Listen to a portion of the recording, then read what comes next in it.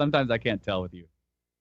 Exactly. That's by I'd fucking deal with every time. That's by design. I automatically assume everything you say is a joke. Yeah, it's It's better safer that way. It's safer that way. Yeah. I get What's really funny to us though is we try to give you as much shit as you give us, and you just don't respond. Yeah. You have this thing like, I am not going to laugh at anyone else's joke except for mine. well, maybe your jokes just aren't funny. Yeah, I set myself up for that one, didn't I? Sometimes, funny jokes. yeah, you gotta. If it's funny, I'll laugh. That's it. Right, sure. Yeah, that's what they all say.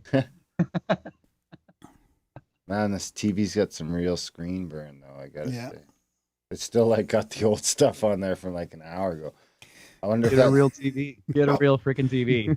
it was a donation, Oh yeah. but he drove it Well, all that's the what way guy up. we're drove using. it up. He drove it all the way up from the city like 2 hours away, so we're gonna use it. Wow. Okay. That's legit. Yeah, We're feel using a donated monitor as well. we feel committed. How do I get to the? Are you going to do a Periscope too, like over the Twitter? That's where I told the watcher to watch the feed. Yeah, it should. We use Restream, So it goes to Okay. it goes to everything. so it usually goes to everything. Yeah, Kind of scary, to be honest. it even goes to some D something or other. Like I was looking at OBS, by the way. That looks pretty interesting. Did you say you use that software? yes, Yeah. it's a pain, Okay. but it still seems. I mean, you have a PC, so you might have a few more options. Well, Kyle actually, in the I studio, run Mac in the studio, we have a Mac. Yeah, I have a badass PC up at the tower, but Oh yeah, down so here. then if you're using a Mac, then you're probably gonna want to use OBS. Okay. Because the only other real half decent one is Wirecast. It's like $800, and it doesn't yeah. seem to work as well as OBS. To be honest, Right on. I tried it for a month. They give you a month to try it out, but Yeah. OBS seems to work. The only problem with OBS, I couldn't get it to work on my laptop because of some weird. My laptop I had updated it, and you got to watch with it because it's open source. So, like, Yeah. your Mac update might update ahead of OBS by 2 months, And then it fucks it right up, right? and then your Remember? audio doesn't work. Okay. We'll keep track of that. So it's just, little things to watch, little lessons you learn along the way. Live streaming was really, yeah. Okay. I mean, it's fun doing it, but it's like a whole array of problems that Right. you're yeah. just adding a bunch of moving parts into it in real time. And Yes. Yeah. Are we live on YouTube? oh, Darren? fuck, I forget what the Twitter password is. Yes. So I better not say what I think it is. Oh, we Yeah, are. don't We are live. don't say it. You thought Twitter was bad before. Oh man, 'cause you just go on the Twitter account. There's just a Imagine bunch of racial slurs on there. If you... Okay, I See, see that's it why on we should Twitter. have free speech, because now it's so open to trolling. You can just troll people's accounts and get them in trouble. People's Yeah. chat rooms. I mean, geez. Okay, so I see the video on Twitter, so it is broadcasting. Boom! I've been able to upgrade the stream to a 60 frame per second. 60 frame per second. 1080p, baby. Yeah, buddy. Yeah, so we can see your nice glistening faces. Yeah, it's hot down here in Yeah. Texas. Don't you guys get used they to it? Don't you get used to it? We still sweat. Yeah. Still sweat? you just don't notice how much you're sweating after a while. Yeah. Does it help if you do some Wim Hof breathing at all? Have you I don't tried know it yet. yet? Oh, You haven't yeah. tried it? Jeez, Tried. you guys have been home for like 3 weeks and you haven't continued Yeah, I that? know. I We actually went have done- right back to farm life and forgot all about that. I've done 2 sessions, but I did it at night. I didn't do it in the morning like I should be. Yeah, But I do. did That's when I do sit it at night too, yeah. Yeah, I sat down and actually did a couple of I did it for 20 minutes one night, and I Yeah. did it for 15 minutes. How'd it feel? It feels great. Yeah. Fantastic. Yeah, I liked it Just too. get a yeah. drum track going and do it. Yeah, I'm trying to pull that audio. Actually, I got to get Adam to pull that audio out from. Yeah. Yeah. I Philly tried just listening a tad, to Let's go. fully in, fully William. in. Could you pass me the iPad on the floor there? Do you guys, William's listening, just so you know? From Texas. From Texas? Yeah, William He's from from Texas Texas, as yeah. well? Hey. All right. What's up, buddy? buddy? What part are they in? They're in. I think And it's they're like hot. Keeverville or The hot- something the hot weird part. like that. We're in the hill country. Heels. They're in the hill country. Up in the hills and them hollers. What part? Yep. Keelville or What something part like of that? What part? We're at like San Antonio area. Okay. Oh, San Antonio. Oh yeah, you can hear. Yeah. This stuff here is made in New York City. New York City. I can't believe it. Oh, the salsa. Yeah. Yeah. the salsa. Wasn't that San Antonio? Pecani It says this stuff here is made in San Antonio. New York. This stuff here is made in New York City. I'm surrounded There, by Texans. Graham, you really got to work on your southern accent, buddy. If you were trying to do like a southern accent, you need to work on it a little bit. What did he say? Let's hear your southern accent. You guys were like, I don't know, you guys were going back and forth and you were saying howdy to each other, and it was just, to us, it was hilarious. Oh, I was being a cowboy. Wasn't I a cowboy or something? Yeah, you're doing the No. cowboy, yeah. The secret to talk with a good accent Oh is my just God. slow it down a little. And hit the record button. You ready? We're good. I'm not starting until one of you motherfuckers gives us a super chat. I'm just kidding. We'll be here all night. You got a bio? Actually, I'm gonna bring it in, I guess, right? Yep. Watch this. I'm gonna do this fucking straight live to tape. Do I have the intro on here? Maybe I don't. Never mind. I've unaffiliated. Find the truth. Destroy propaganda. Use broadcast media to inspire global free speech. Unaffiliated media group. That project died on the operating table. Nice dubstep in the background there, though. We are still looking at different. What was that about global free speech? That was pretty good. Yeah, I can't. Yeah, it's pretty Who would good. have known it would have been such a hot topic? Yeah, we were ahead of the Couple years curve. Yeah. I don't have the intro on here, so I can't. Uh-oh. I can't do it that we have live ours. to tape. Somewhere. Yeah, Anyway. do yours if you want to get them to do theirs. No, it's not. There we go. That'll do. Good vibes jingle always works. Here's ours. Is it playing? You guys hear that? We can't hear it. Can't hear it? No. Oh, you can't? Can't hear the music? Uh-oh. Not good. Could you sing it? We Yeah. actually did that one time. Can you guys hear ours? Yeah, we can.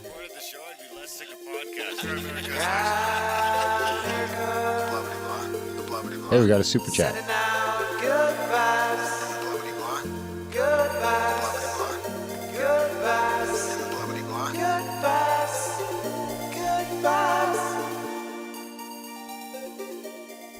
Okay, guys, welcome back to the Grimerica show. We're gonna do a special Swapcast this week, which is kind of insane considering we're sitting on like 8 interviews in the back catalog. But that's okay because we're gonna go to 2 shows a week for the month of July as a little sample. We're gonna talk about that a little bit later in the support segment. And so anyway, we met the Snake Brothers, the Brothers of the Serpent, down in Colorado at our Contact at the Cabin 2019. And we've been waiting to do a Swapcast with them for a while, so we said, fuck it, we'll squeeze it in. We got some exciting news we're going to talk about a little bit later, so we're going to push it to the front of the line. And, yeah, so we're going to talk to Snake Brothers. We've actually got a friend of the show, William, is in studio from Texas as well as a quiet bystander. We're happy to have him. He's boosting morale. And we got everybody's favorite little podcaster here, Graham Beefcake Dunlop. How's it going, buddy? Not bad. I love the Not little bad. podcaster thing, just because you call everything little. So, I'm little. Yeah, these guys got a great podcast. We should hear a little bit about theirs. absolutely. Yeah, Snake Brothers. We got to podcast with them down in Colorado a little bit, Well, And one of get the to know reasons- these guys, they helped out big time with our trip. One of the reasons I wanted to have on the show is so that I can try and convince all of our listeners to head over to their website and take a listen, and see if I can convince thanks, man. Russ to go to Libsyn. I think it's working, bro. Keep trying. Yeah. I'll break through eventually. I should start getting a pay cut from those fucking guys. For Libsyn? Yeah. That's our hosting service, right? Yeah. Yeah. And they don't give me any money. They're just good, and I'm friends with Rob, and it's a good situation. We're on So Pandora now. Actually, I think we got kicked off after like 2 days, but that was probably because of the vaccine show. I've been meaning to even email Rob about that, actually. Yeah. But something tells me that was it. That's okay. Yeah, that's another thing we can talk about tonight since this episode is coming out. It's Wednesday right now, June 26th. And there's been lots of news about censorship and Google and YouTube that we should probably talk about. Absolutely. See if you guys are concerned about that, being down in Texas. And we are definitely concerned about Yeah. censorship. Are you less concerned because it's Texas? I don't know. I don't know if We there's- haven't been anywhere else other than Texas to find out if we're less concerned. Yeah. like, so Like here- to us, it seems like Texas is like its own fucking thing. Like, and it's big. yeah, like even like like It's his own big thing. yeah, and it's just like whatever, man. You guys do what you want. We'll fucking leave this thing in a second. Like Yeah. if you Kinda guys like- if you guys look at us wrong, we're out of here, and we're taking our oil with us. Yeah, that's right. We got big ass guys down here in Texas. Yeah, that's for sure. So did you guys hear about that though? The whistleblower from Google and then the email leak and stuff. I mean, I'm pretty sure that stuff is real and it's pretty scary about what's happening. And Yeah. the problem is that I see it. And I mean, this stuff's being.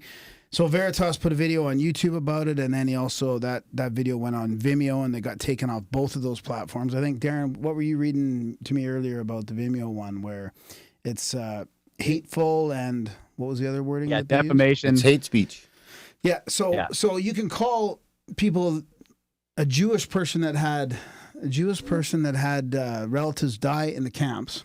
Is that what you said, Darren? In the Holocaust, In the Holocaust, a Nazi. a Nazi. That's Call them a not Nazi, hateful. that's- That's okay. You can do that. Yeah, That's totally. fine. Right. Talk about that, and you're off. Right. I mean, this Are is you where gonna be we're yelling a coming lot to. tonight? Yeah. Should I might turn be. you down? might. Okay. You just turned me up, and it was probably bad mistake. yeah.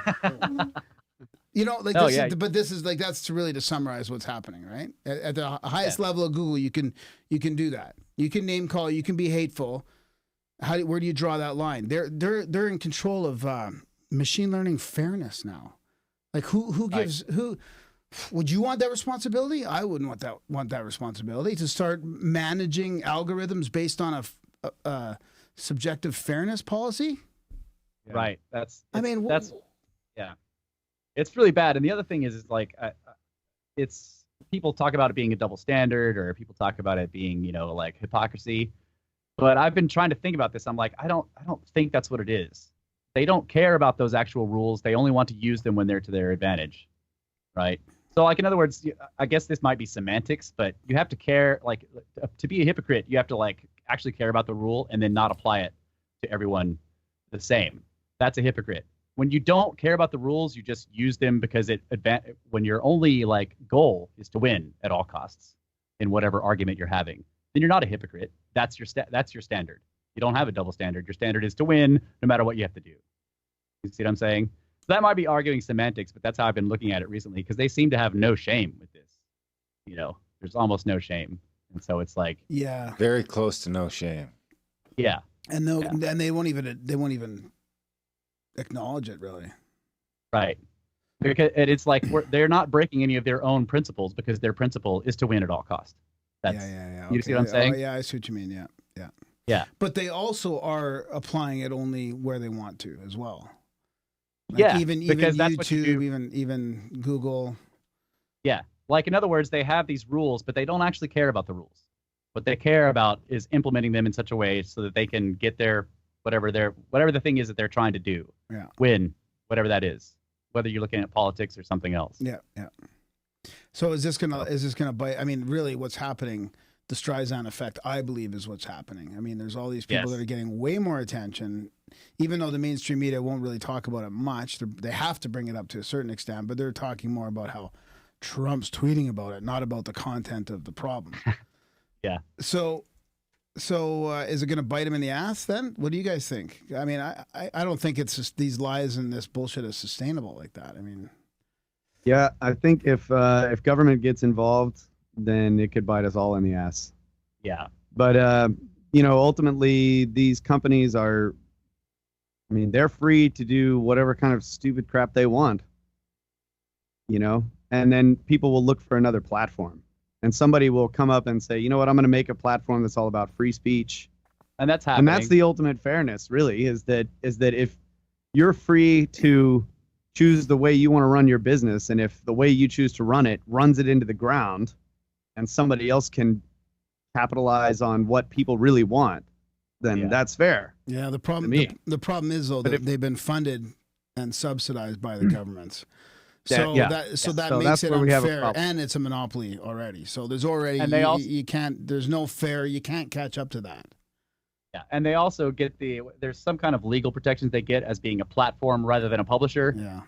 And so when they go in and start policing content, they're actually a publisher, and they should be, but they wanted the legal protections of being a platform. In other words, we're not responsible for the content on our sites. We're just a platform, right? But as soon as you start controlling the content on your site, then you become a publisher, and then all the legal all the legal things for that should apply. In other words, anything that's on their site should be able to be attacked as it's theirs, instead of them saying, "Oh, we didn't put that there. That's not our stuff." Which is how they've been able to work it now. So now they're actually playing the publisher game by controlling what goes out over their sites, but legally pretending to be a platform, which is the problem. I think that's one of the problems. That's because they want to get regulated.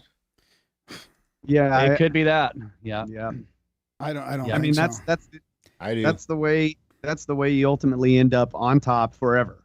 Yeah. Is that once you're a big major corporation that runs a very large part of your industry, and then government gets involved, you've got enough money to pay for lobbyists to get the types of rules in place that will prevent newcomers from getting as big as you are, and then you're set. Corporate. So it is Monopoly dangerous. forever.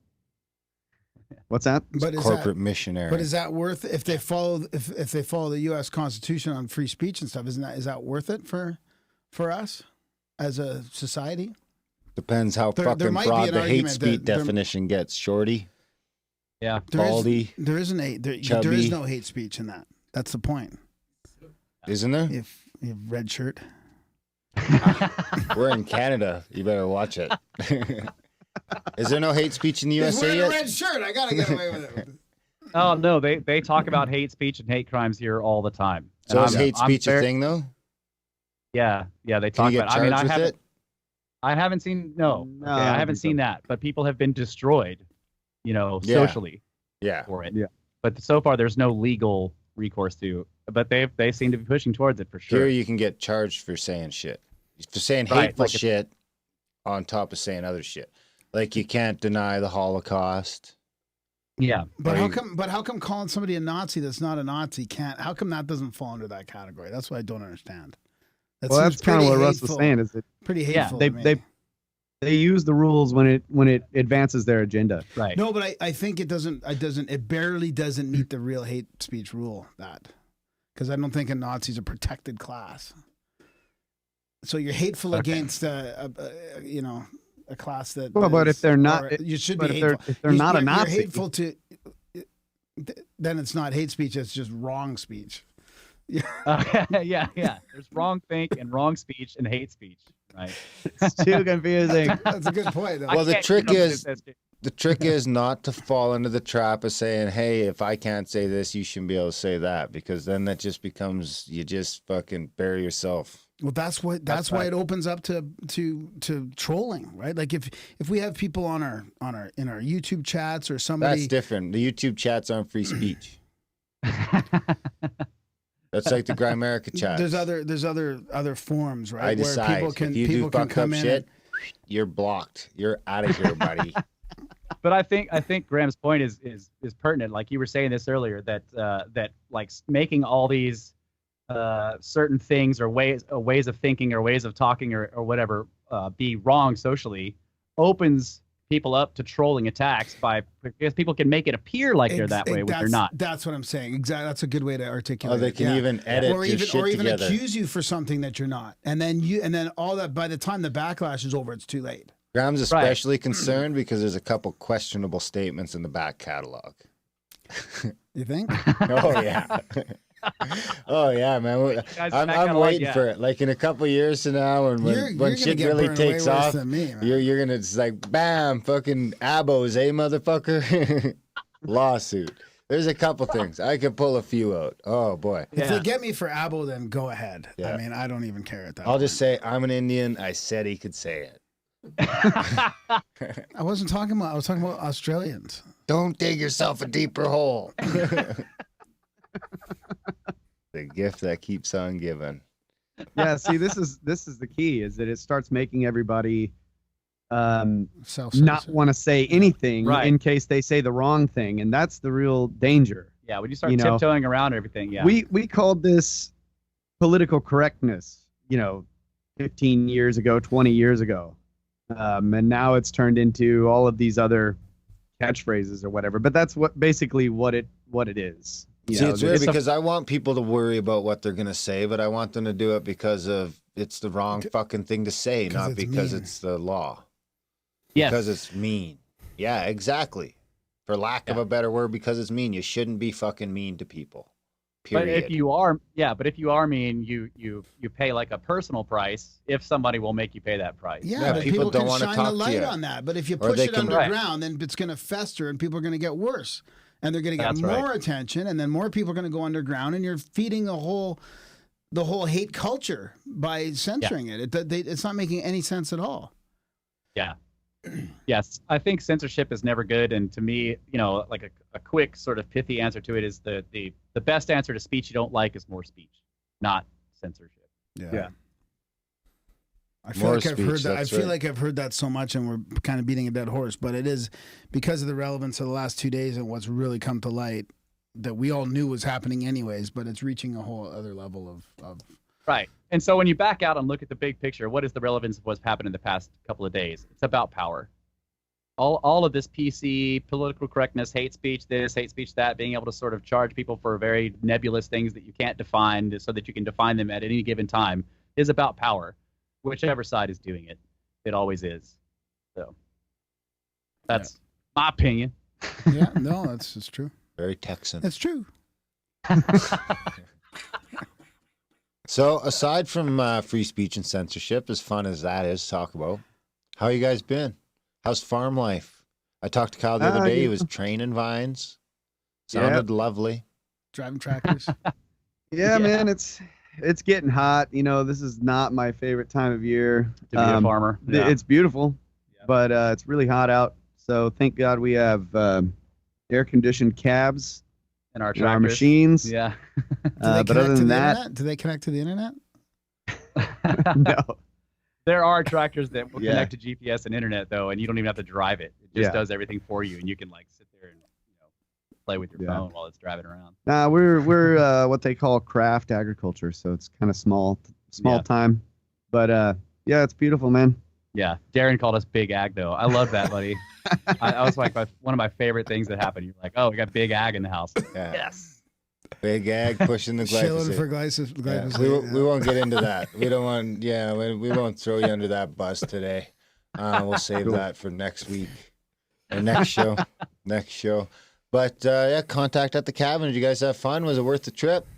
Oh man, it was awesome. Yeah, loved it. It was a life-changing, amazing thing. We really appreciate you guys putting that on and taking us in like family. Yep. It was, it was phenomenal. Can't wait to do the next one. Yeah. Yeah. Well, I mean, we were going to talk about that tonight, I think, right? What do you think we should do? I'm down to talk about it. Yeah. All right. We're planning. Well, I've already, I think we're going to open up ticket sales pretty quick, right? The next couple days. And so this episode will come out. I mean, there's some people listening live right now, but oh shit, I didn't start the radio station, motherfucker. Slacking on the job. there's some people listening live now. I just interrupted some previously recorded program. We do got to sort that out one day. But anyway, we're going to start selling tickets right away. We've already got a bunch of people on the wait list, and we've got a couple, some talent procured, and we've got a plan. So,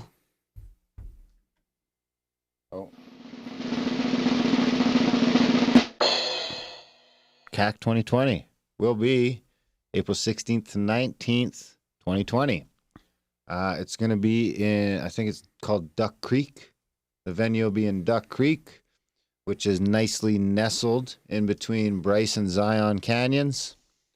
It'll be a Thursday through Sunday affair. And I mean, I'm going to get we're working on, we got contact at thecabin.com, rocking. George, shout out to George, friend of the show, George. We love you. He was nice enough to set up everything on the back end so that we're ready to set that up. So within the next week, we'll have the site set up. But for now, I'm just going to start taking emails from interested parties, and then we can do everything over email for now until we get the site up and running. Because the site's for this event, but it's also for future events. We want to keep doing these. The reason we're starting this one right away is so that, we have time we can stay in front of them so that we want to get to the point where we can do more than one in a year. And we need to be out in front of it enough to... And make them smaller, probably, right? So that we can, we can do more than one different type. At least more often. Yeah, at least for now, anyway, right? That's smaller for now, because that's just what we know what to do. I mean, the other one was great. It turned out fantastic. There was several near heart attacks, just because it was like jumping off a cliff at certain points. So this one, we're a little better prepared for this one. We learned some lessons along the way. And it's a little shorter, so that's a little less thing. The problem with it being a little shorter, of course, is that instead of having 100 people come through, it's probably going to be like 30. It's probably going to be closer to 30 or 35 by the looks of it. We might be able to get that number up to maybe 40. So this one here, like I say, it's going to be in Duck Creek, or I believe that's what it's called. I might be wrong. Don't quote me. It's halfway between Bryce and Zion Canyon. We got a nice big place there. I'm talking to the folks already. So High Desert, Utah, right? High Desert, Utah. And we're going there. Of course, we're going stargazing with our friend David Matheson. We're going to do some star mythology by day. Go out. We're going to have the vans. We're going to get 3 vans. We're going to take the vans out after dinner. Head out to Bryce Canyon one night. Dave's picked out some great stargazing spots. We're going to go to a couple spots. Bryce Canyon is supposed to be one of the best places in the world for sky watching. So we're going to head there, and Dave's going to point out a bunch of the constellations to us and tell us some of the different myths behind them from the different cultures over the time. And, how he thinks the Bible and some of these other things are all tie into the stars. So that's going to be fantastic. So we're going to do one night in Bryce Canyon and another night in Zion Canyon. And I don't know what we'll do the other night. We'll have to come up with something. We'll leave that open for now. Oh, we're moving for nights? Future awesome. Nights? What? Moving for different nights and different spots? Well, we're halfway in between them, right? Yeah. So we're going to get 3 events. Oh, I see what you mean. So this one, the pricing's kind of similar to last time. It's a little cheaper. The entry level's a little cheaper. You can get in the door for around $400. The beauty of this time is it's not in the middle of nowhere. So part of the problem with Pagosa is you either had to fly to Denver and rent a car and drive 6 hours, or you had to fly into Durango, which wasn't super cheap. So this time we're doing it. I think we're about 3 hours or 2.5 hours from Vegas, which I'm pretty sure is one of the cheaper places in the U.S. to fly to. So we're going to head there. We're going to get some vans. Us and the Snake Bros are going to get some vans. So all you really got to do is get yourself to Vegas. And we're going to do a couple different departure times from Vegas Airport on the Thursday. And we'll take you from Vegas to the venue. We're going to add dinner this time so that we can just stay together. And it's a little easier because we're doing stuff in the evening. We don't want everyone going out for dinner. So this time we're going to give you a breakfast, lunch, and dinner. We'll have some snacks around. You might want to bring a few things just so you have your own personal stuff. But we're basically going to provide the food this time. All your meals, transportation to and from Las Vegas Airport, your lodging for the 3 nights, David Matheson goodness, And of course, Brandon Powell. We talked to Brandon again, and he's on board. He's going to come out. The difference is this time, instead of just doing the 45 minutes of breath work in the morning, we're going to do the full immersive Wim Hof training. So we're going to do the full thing. We're going to get a couple Cold plunge. We're going to get a couple of pools out there with some ice baths. We're going to do cold plunging, and we're going to do probably, and if we get it, we'll probably do 2 groups. So we'll do one group one day and one group the next day. And we're going to do the full 4 to 6 hour course, and we'll do it, we'll do it at some point. I mean, we don't have the itinerary yet exactly figured out. We just know what we're doing.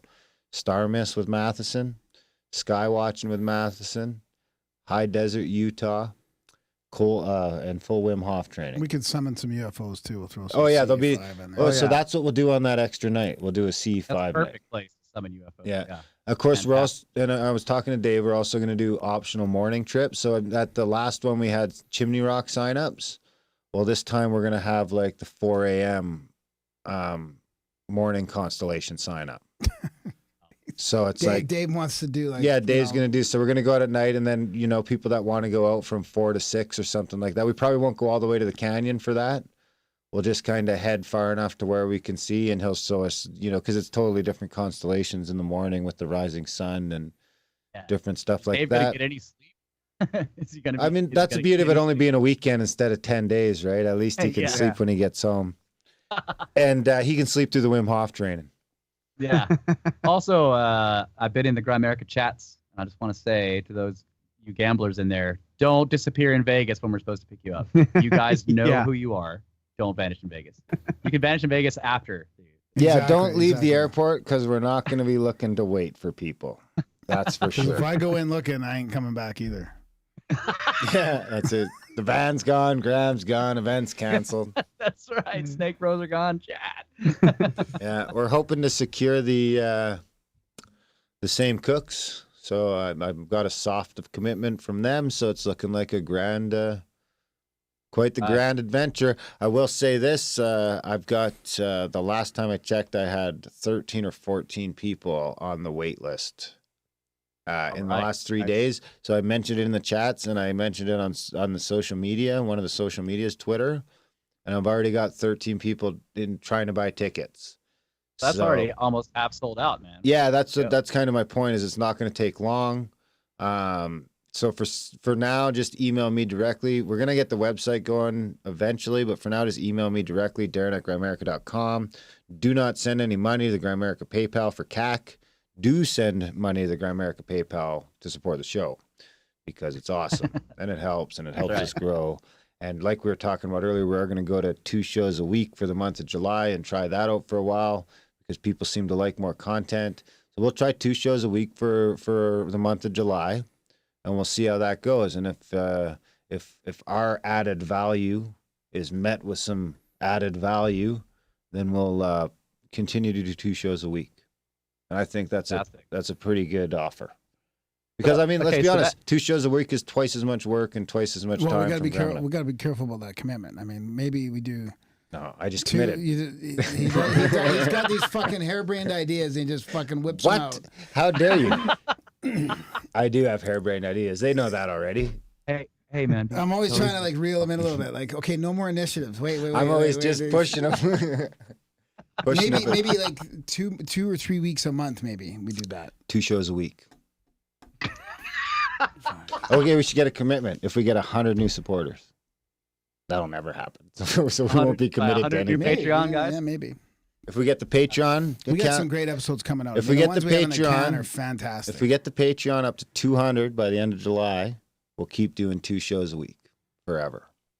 It sounds like a fair deal. Take it. Jesus. Just committed to you. Graham just wants to punch me right now. I'm the one that spends fucking hours reading books and researching every week. He just makes sure the YouTube stream is running. And sometimes not even that. He doesn't even put the radio station button.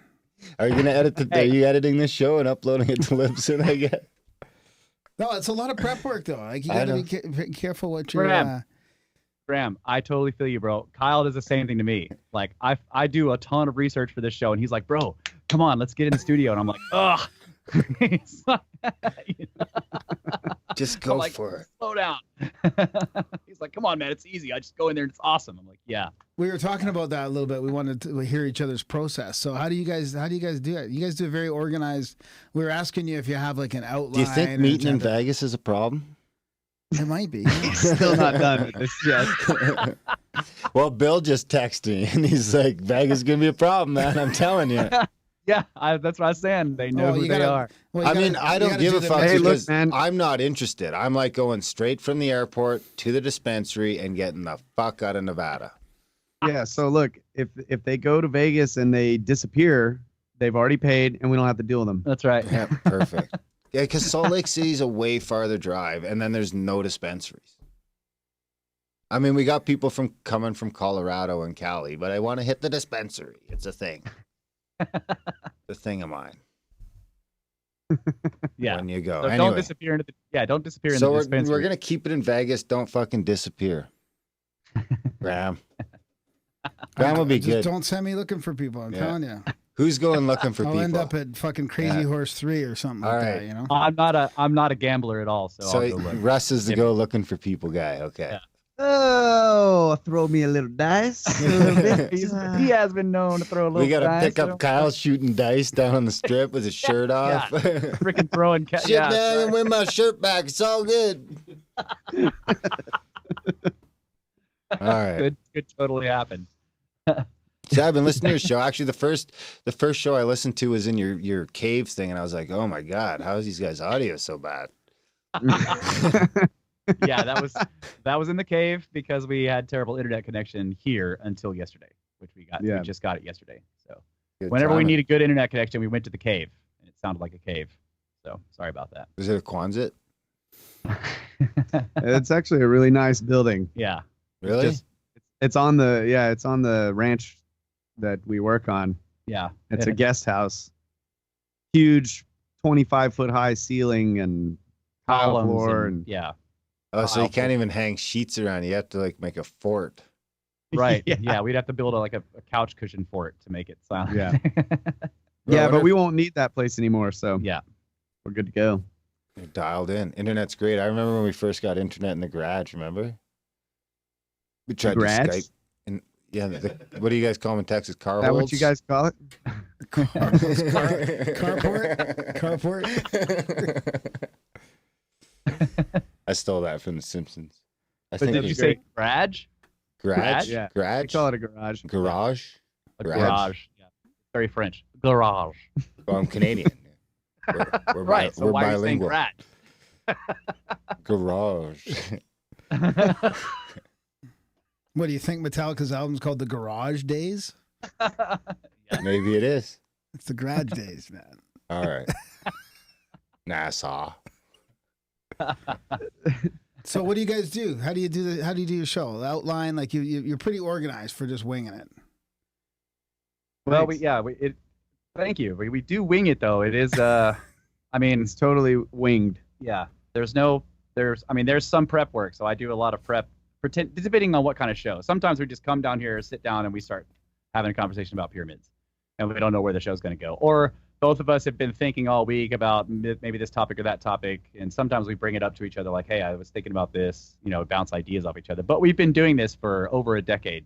I mean, like what, 20 years maybe. Yeah, probably. We've been talking. So like I would, for years, long before we had the podcast, I would be up in the tower and I'd read some book. I'd read like a David Hatcher Childress book about pyramids or whatever. And I would like, God, I got to talk to Kyle about this. So I would come down here and I would sort of try to give him a synopsis of the book so that we could talk about it because he's not going to read it, right? He's got other stuff to do. So I'd come down here. I'd be like, okay, so here's what basically the idea in the book or whatever. And then we start arguing about what was going on in the book. Yeah. But first I had to tell him what was in it. And so we just still do that with the podcast. So I'll come down here and be like, all right, so here's the deal in the book, blah, blah, blah. And then Kyle's like, yeah, but you're wrong about everything they just said. So that's the basic gist of the podcast is like we have these discussions. And really it's not, he doesn't do that. Really what's great about talking to Kyle, first of all, we're brothers. So we've been talking to each other for our entire lives, for one thing. The other thing, and I always say this probably isn't technically true, but he's left-handed. And so I'm always surprised. I always think to myself, I'm surprised at where he's coming from when he's looking at a topic. And I always equate that to him being wrong-handed. He's looking at it with the wrong side of his brain. That's why I'm surprised at where where he's coming from, right? Now that's kind of a joke, but he does have a perspective that I would never think of myself, like not even close. I don't even come close to it. So I've always loved bouncing ideas off of him because what he comes out with is out of left field, like literally, right? He's left-handed to me. So when we have these conversations, it's so it just expands my ability to think about the topic so much because all of his ideas surprise me, and I love that I wish so I much. could So say that. It's a simulation. Wow. Wow. So, but Kyle, you. So anyway.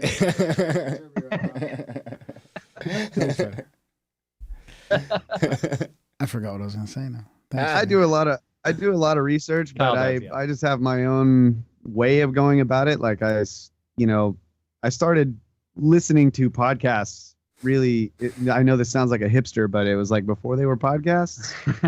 And you could get lectures from colleges like on physics and anything, history, archaeology, whatever, for free from the actual university's website. Yeah. And then eventually they started showing, like, iTunes like got this like iTunes U and then podcasts thing, and so I was just like consuming stuff because my job for years was just a machine operator, and so 8 hours a day I was inside a machine, and I discovered that I could listen to audiobooks and completely focus on the audiobook while still being able to focus on the work that I was doing.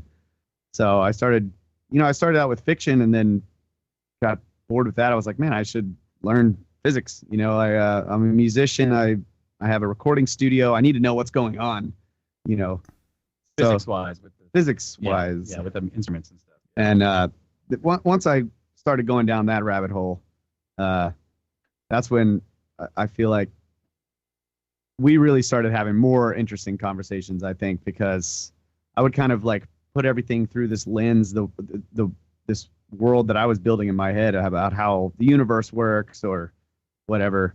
And then, he was going off on these human origins topics. And so I started doing that through audiobooks and podcasts and whatever. And just continue the conversation. So if he gets into some particular topic, I will typically start researching it on my own, just branch off into various aspects of it. And then when I'm listening to him tell me about the particular research he's doing, I can come at it from these other angles and analyze some of those things. So that's like the way I handle it. But yeah, I remember from when the podcast first started, like I remember listening to, and I was surprised at how many there were out there for free right away. Like in 2007, I think.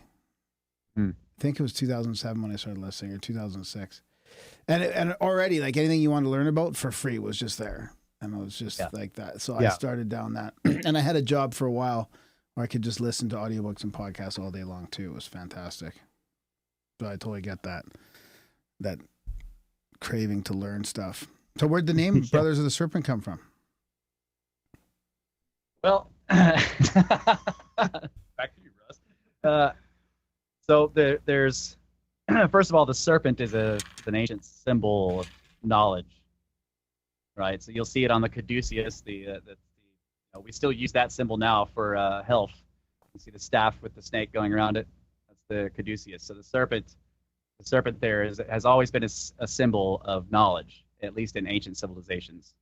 Okay, and so then there's these legends about and I mean, Graham Hancock talks about this. William Bramley talks about it in his book, Gods of Eden, that there's this idea of a secret or a monastic brotherhood whose job it has been throughout the ages to carry forward knowledge through cataclysmic periods or times of turmoil, to save it and then re-inject it into civilization, or re-inject it into humanity when the time is right. And so because of this, and again, this is legend, but because of this brotherhood, this is why we see the explosion of civilization in Mesopotamia out of nowhere. Egypt just shows up fully formed practically right at day one. Sumer shows up fully formed right at day one. writing and everything, you know. And I mean, they do have precursors, but the jump is so enormous that it's like there were this group of people and this brotherhood shows up and it just injects this knowledge into them, and then bam, you have this fully formed civilization. I wonder if that's the same thing Randall was talking about at CAC when he was talking about like 1,000 years ago when the Chacoan culture created all their structures, and South America and the cathedral building all happened around that same time. Is that something similar? Do you think it's the same thing? Yes. I think it is. Yeah. Yes, that's the idea. Is that it's that what we're looking at are the fingerprints of this, whatever they are, this group that has been, you know, and that may be tens of thousands of years old. If you look at like the pyramid text, for example, they talk about their civilization having ties back to goes 30 or 40,000 years ago, or even longer. The King's List of Sumer, Egypt, right? So, one of the names for that brotherhood that's just been given to them, sort of, is the Brotherhood of the Serpent. Do you think they're pissed off that you're taking their name? Well, that's why it's brothers. Yeah. Who cares? Brotherhood, right? Yeah. Right. Yeah.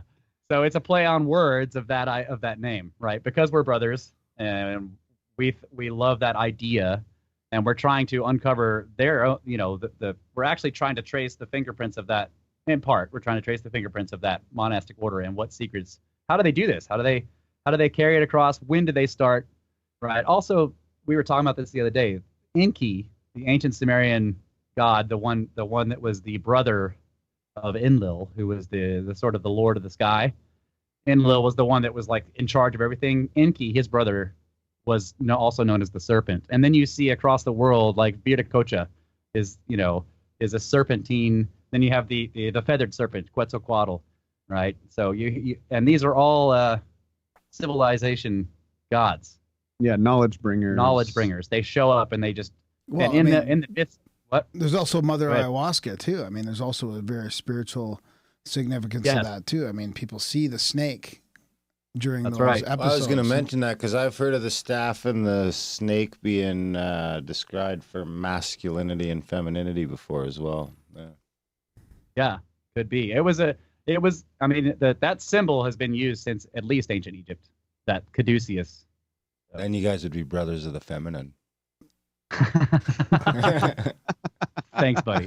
They'd be sisters of the serpent. Yeah. We actually have some of our good friends, like they'll say that, like, if we mess something up, they're like, I'm gonna start calling you guys snake sisters. Yeah. Yeah, freaking snake sisters messing that stuff up. I love it. That's fantastic. So what about you guys? Let's turn the question around. How did you guys get started podcasting together? Why? How did that happen? We met at work and we were introduced, like, you guys should talk to each other because you have similar interests. And then I gave Darren some podcasts to listen to, and he just went like right down the rabbit hole. He was like, "These are podcasting awesome. These are amazing. Oh my god!" Yeah, I listened to like all of the Mysterious Universe back catalog in like 2 months. Yeah. Oh, dude, I did the same thing. Fantastic. And then we went to a conference and met a bunch of really cool people, and we kind of it was almost like CAC in a way because we were talking to all the presenters and just hanging around meeting a bunch of really cool people, and a lot of it was about ancient mysteries and all that. And yeah, that was the paradigm. Hung out with Von Daniken till like 2 a.m. Smoked a joint with Giorgio. And then we were like, we should podcast. Because I'd be listening to. Well, then I had to drag Graham kicking and screaming into podcasting. Because then I started the website and stuff like that, and the Facebook page. I had some personal stuff going on. Still, actually, that stuff was. I don't want to put my name out there. Yeah, that was on like because the website and the YouTube channel and the Facebook page all established on December 21st, 2012. Yeah. Oh, wow. We were having a tinfoil hat party that night. We had a giant tinfoil hat party that night. Oh, did you? Yeah. Nice. Tons of our friends showed up, and everybody made a custom tinfoil hat. It was fantastic. Yeah. You should have seen the tinfoil hats that showed up at that party. Yeah. I mean, people really 10-gallon tinfoil idea. Yeah. GMA, you guys met Archer. He showed up with a Boba Fett tinfoil freaking helmet. I mean, it was fantastic. So. Yeah, in retrospect, I think it all happened that week because my cousin and his wife had died the week before, and it was just like a huge distraction, I think. I just spent like fucking a week on the computer fucking distracting myself with a bunch of stuff. And then we started the podcast like 6 months later. But the first Grimerica came from Darren winning this poker game, and he signed. He was hammered, I think, probably, and he signed Grimerica on the table, and that was when it was really born. So Yeah. That's the name. Here we are. Actually, and then it was like, it became a thing. It became like my poker signature, and then it was like my Poker Stars handle, and then it was my Twitter account. And then we were starting this podcast, and I was like, Okay, so We we're not already allowed to go to have- Vegas either. yeah, I already have 500 Twitter followers. Why don't we just use Grimerica? Yeah, there you go. So we were like, fuck it. We'll just do that. And that's what we did. And in retrospect, it was like a horrible marketing, searchability, all that stuff. In retrospect, that didn't really go so well. But on a good note, if you search Grimerica, we like own the first 20 pages. Right. No one else has that name. No one else Yeah. has that name. Actually, we're getting up there. The thing is, if you just stick with it long enough, you can get through a bad name. Because Yeah, it's I don't like, think But it's not a bad name because it does have a bit of a play on well, it words does. anyways, No, I mean, it is. Grime. It's a you pretty know, good name. Grim. That way, but just from like a searching and people finding Yeah, it yeah, that way. yeah, No one's yeah. like, It's not a clear meaning of the show, right? There's Yeah. some. We probably should have had like what the show show means, like one of our friends, they started up the podcast Expanded Perspectives. That's very descriptive of what the show. I mean, is about. Mysterious Universe, man. There's a reason they got 1 million listeners. And then Red Yeah. Pill Junkie did this artwork for us, and at the start of the show, because we had met him at the conference. And I looked at it and I thought I'd seen it before. I'm like, yeah, that's really cool. Where'd you get it from? Because I've seen that before. Like I had a reaction to it. And he's like, I just made it up. A little bit of precog there. Huh? Yeah. So it was really. I remember I was playing baseball when he sent me that, and I looked at it and I was like, because I had asked him and he said no. Really? Yeah, he was like, you know what, Vato, I'm too busy right now. I can't get to it. So I was actually talking to Caleb Hanks to do it. And then I got to baseball like 3 hours later, and I came in at the inning break and I checked my phone, and RPJ had fucking WhatsApped me the logo. And I was like, it's fucking perfect. Yeah. And I think, you made one change? Didn't we make one change or something? Or Yeah, I think we added the UFO. Yeah, and then he connected it to the headphones or something. Probably. Yeah. I think it was after that when I saw it and I had that reaction. It just seemed like I'd seen that before. Anyways, yeah, fantastic. Now you could get So a you got Grimerica the- clock. You got the ancient Moai heads, man. Yeah. Smoking a joint, wearing the headphones. It's fantastic. Yeah, it pretty much captures it anyway. So That's pretty much our marketing. That's probably since that we can't randomly follow people on Twitter like you used to be able to. That's what Giant talking heads. Yeah, that's what people used to say. They're like, I seen your logo and I had to fucking check it out. some people don't like the doobie in there. And it usually they don't like my swearing and they don't like our lazy rambling. So sometimes it takes people 3 or 4 tries. That's not uncommon to hear. I think, well, I remember the first time I listened to you guys, and I was just like, first of all, they're freaking hilarious. But what really attracted me to your show, at the beginning anyway, now it's different, but at the beginning, what really attracted me to your show, and I think a lot of people have said this to you guys, is how you let the guests go on. You don't interrupt them, and you don't seem to have canned questions. Yeah, totally. Yeah, it's all. And you'll also, yeah. And you do it like I listened to Randall on you guys' show, and it was like you just let him go for like 3 hours. let him talk, man. Yeah. And I was like, Sometimes this is try and amazing. like steer it a little bit, like Yeah. Every Tell us about the moon. yeah, every 45 minutes, Graham would get in like 4 words, and then Randall would go off again. So it was a fantastic thing. But now, of course, I love even more than the way you guys do the interviews. I love the banter. I love, especially now that I know you so much. Right, we met and we hung out, and now I listen to the beginning, and I know what's happening when you guys are giving each other shit, and it's hilarious. that just that all kind of came about organically. I think really we just sort of made it. We got the listeners involved with the emails right away, and I think with the It's part of the synchronicities value and for the- value thing, man. I really think it is. There's something about the value for value model that doesn't work if you guys don't support the show, by the way. Grimerica.ca/support. But there's something about that model that breeds community. because that's one thing that we're blessed is we got an amazing community. Like other podcasters mention it, you know, it comes up like, how do you guys end up with this amazing community? You know, I've tried this, I've tried that, and it gets weird, or this happens, or that happens. And I don't know what it is, but it seems like No Agenda's had that same sort of luck, you know, with that. There seems to be something inherent about the value for value model where you get people stepping up with music and art and this and that and in all these different ways that just breeds this amazing thing. I mean, even the chats weren't our fucking idea. Someone just made it for us. Oh, wow. And gave us the I love keys. chat. Grimstick? The original one I can't remember, but when the Google Hangouts filled up, and then I think it was Glitch Tech, Adrian, I think.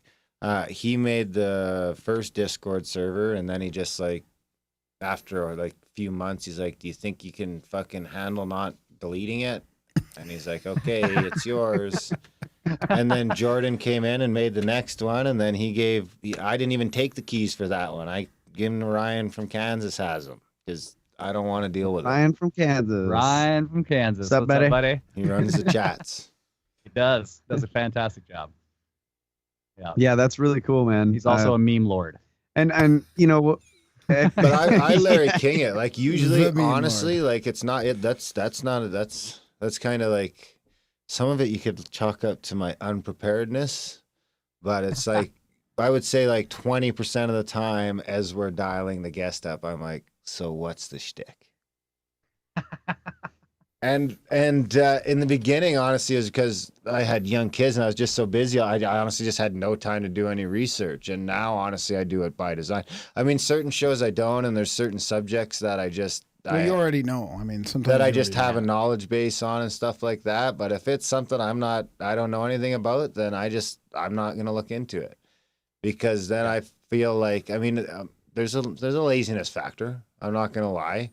But at the same time, it's like that approach that I can ask the questions for like 50% of the audience that has never heard this before either, and isn't going to read the book, right? Well, and I'm preparing, so I mean, it's not like we're both unprepared. So it does play off each other a little bit. Where Well, usually, yeah, but I I've like read, that. usually I've read or listened to the book or listened to podcasts or watch YouTube, or I do. Usually we record Wednesday nights. By Friday, I'm figuring out what I need to research all weekend for the next week, kind of thing. Yeah. You know? I mean, and sometimes But I'm I way like- ahead or whatever, but Yeah, I like that idea though, that like one of you knows the topic really well because you've gone through the material, and the other one is coming at it from like, just doesn't know it at all, and that way you get both kinds of questions. You get the questions that the person who's delved into the material wants to ask and wants to hear asked, and then you get the questions that the person who doesn't know anything about that material wants to hear asked. I think that Kyle and I have talked about that too. yeah, About we one of us not we knowing the material. automatically do that sometimes. Yeah. Like if they don't have an audiobook, I'm screwed. You know. Kyle can't actually read, so. oh, dude, I put That's PDFs. I put PDFs into the voice reader. Like I go, Yeah, I I'm the copy same way. blogs into the voice reader. I just put whatever content I can into the voice reader and Yeah. do it that and way. and because I do that, I can actually get through a lot of material that Russ won't read. Yeah. Right. So I've like listened to- entire ancient texts. The funny thing is, I think I've listened to like 82 audiobooks in the last like 15 months, but Yeah. none of them are for the show. No, some of them are. Of course they are. They We've turn had- out they we've help had you and authors you're on the Yeah. show. We've had authors on. Well, yeah, because a lot of Yeah. times I'll listen to the book and then I'll start seeking out the author to have him on. Right. So the Scott Adams show that I just that we No, both that's just listened exactly. Yeah, exactly. That's how Yeah. I got turned You on to asked Scott most of the Adams. questions. Yeah, because Yeah, I read you his asked most of the book, questions. How to fail at everything. How and to still Fail win. at Everything and Still Win Big. And once I listened to that, I was like, I tried for years to get that fucking guy on the show. That's what I'm doing Yeah. right now with Brene Brown. I just fucking email them once a month, and they'll get sick Yeah. of me eventually. They're like, fine. They gave in. All That's right, what happened so- with Scott Adams. Eventually, finally, he's just like, fine.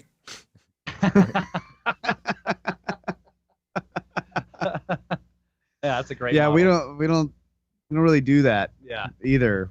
So one thing that's weird for me is that like I got so used to the ongoing conversation and developing that conversation that like once we The ongoing conversation of our continued podcast. on the podcast, yeah, that once we started getting more guests or more frequent guests, and then we started doing the Contact at the Cabin Zoom calls, and then there was all this stuff going on like right in that period. we hadn't had a show where it was just us just talking about stuff. We did like some hardcore like book reports, or we did like 2 shows completely dedicated to going all through a book and 4. talking about. We did Sign and the Seal, which was 2 shows, and Right. then we did the Giants book, which was 2 shows, Right. and then we had Randall and then we were doing the Zoom stuff, and so it had been over a month since we'd had a regular where Yeah, we and just I'm- sit down and talk about stuff. I started finding myself like, man, I've got all these topics stacking up that I was wanting to address that are not entire show topics. They're just like little bits and pieces that are a continuation of the conversation we've been having on the show for 3 years. Yeah. You know, so now I'm forgetting what all those things were because it's just like, all right. But there's something about that to me. I want to have some shows where it's just us, like processing all of this information.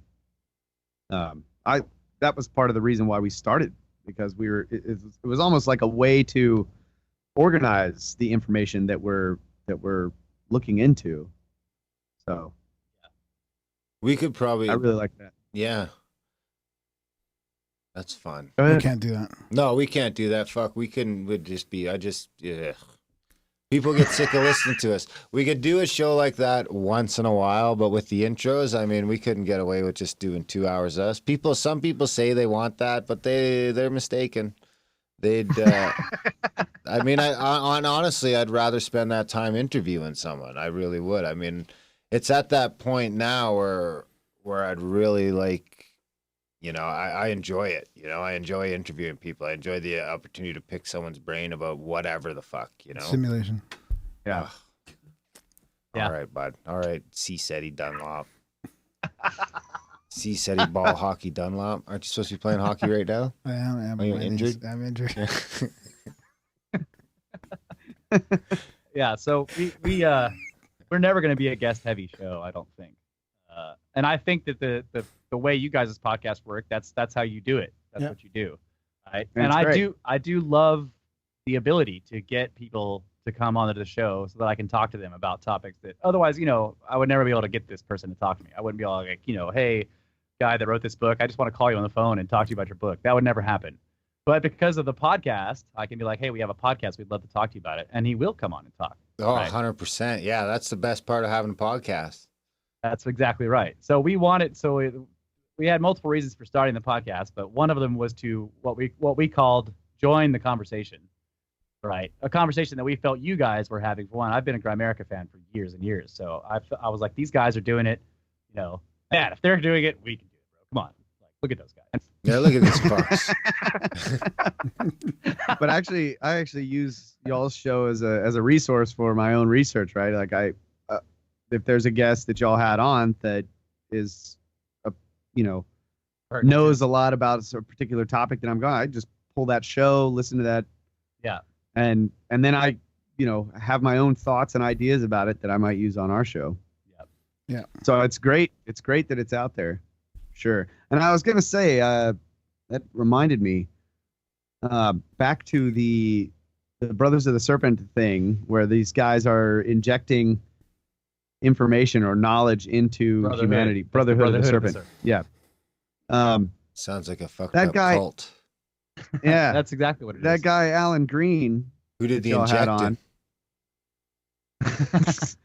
Yeah. The guy, Alan Green, that y'all had on, who talked about Shakespeare. Did you watch the video? Yeah. I didn't watch the video. I listened. I actually, when I started, I can't remember what the most recent number was, but I started it and found out that y'all had interviewed him before. So I went back, and that was episode 209, the first time you interviewed him. And there wasn't video. So he explains everything. I listened to that, and then I went back and listened to the new one. But what I learned there blew my mind. But that guy, Shakespeare, I think, was doing that same thing. He was encoding all of this knowledge or information into his plays. I mean, his plays are about, ancient civilizations. It's mythology. It's got gods and goddesses and all of the, mythology Mill. of all this stuff in there.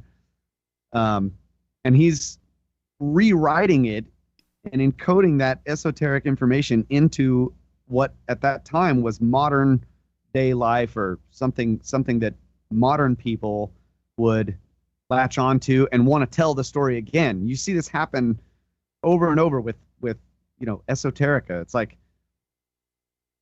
Christianity, for example. The Bible has all this esoteric information in it, and the story is told in such a way that people of the time want to repeat the story and pass it on, right? So so many legends and myths are like yeah, that. so the hidden information gets continued on by people who aren't even aware that it's there, and so that it can be picked out later by somebody who maybe is initiated or what have you.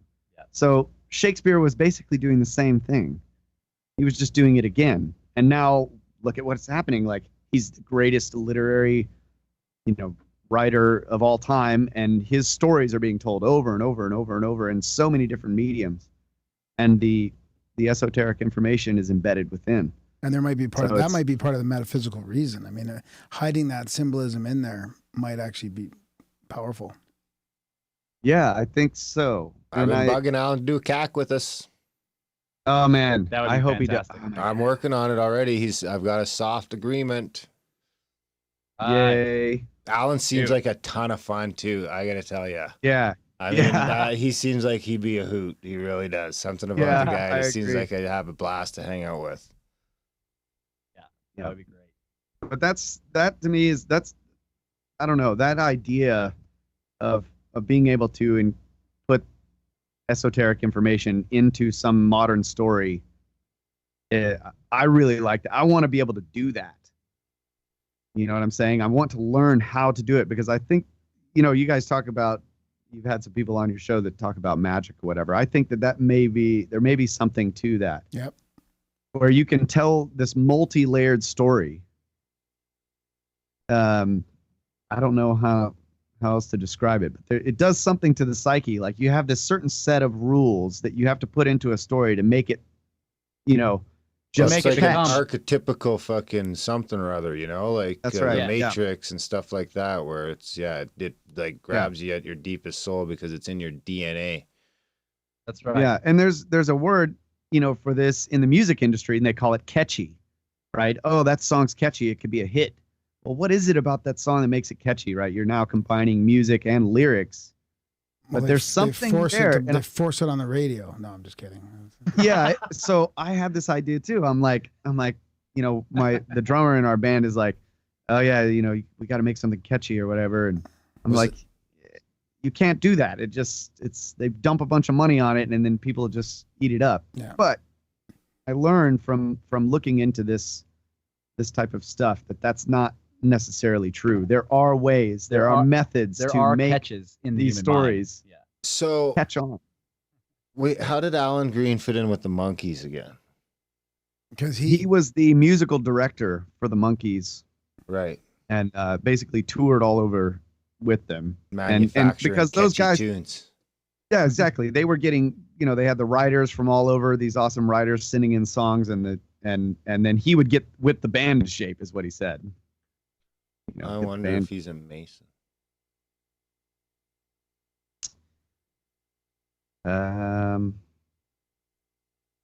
Maybe. I'm Interesting. for some reason I'm thinking that he might not be, just because of the way he discovered all that stuff. But maybe he is. You should read Being a Musician and All. We just had Marshall Lefferts on his fantastic interview on his new book Cosmometry, and he's got the sacred geometry of the cosmos and music and the unified physics model from Heck, the yes. from the Resonance Foundation, and it's mind blowing. It's all connected. What episode is that? It hasn't come out yet. It might be on, It's on the it might be on YouTube. YouTube though. It's on the YouTubes. Hey, did you ever see the Gilligan's Island where they found like the Shakespeare book and then they were all like reenacting the plays? No. My dear, your problem is clear. No? All right.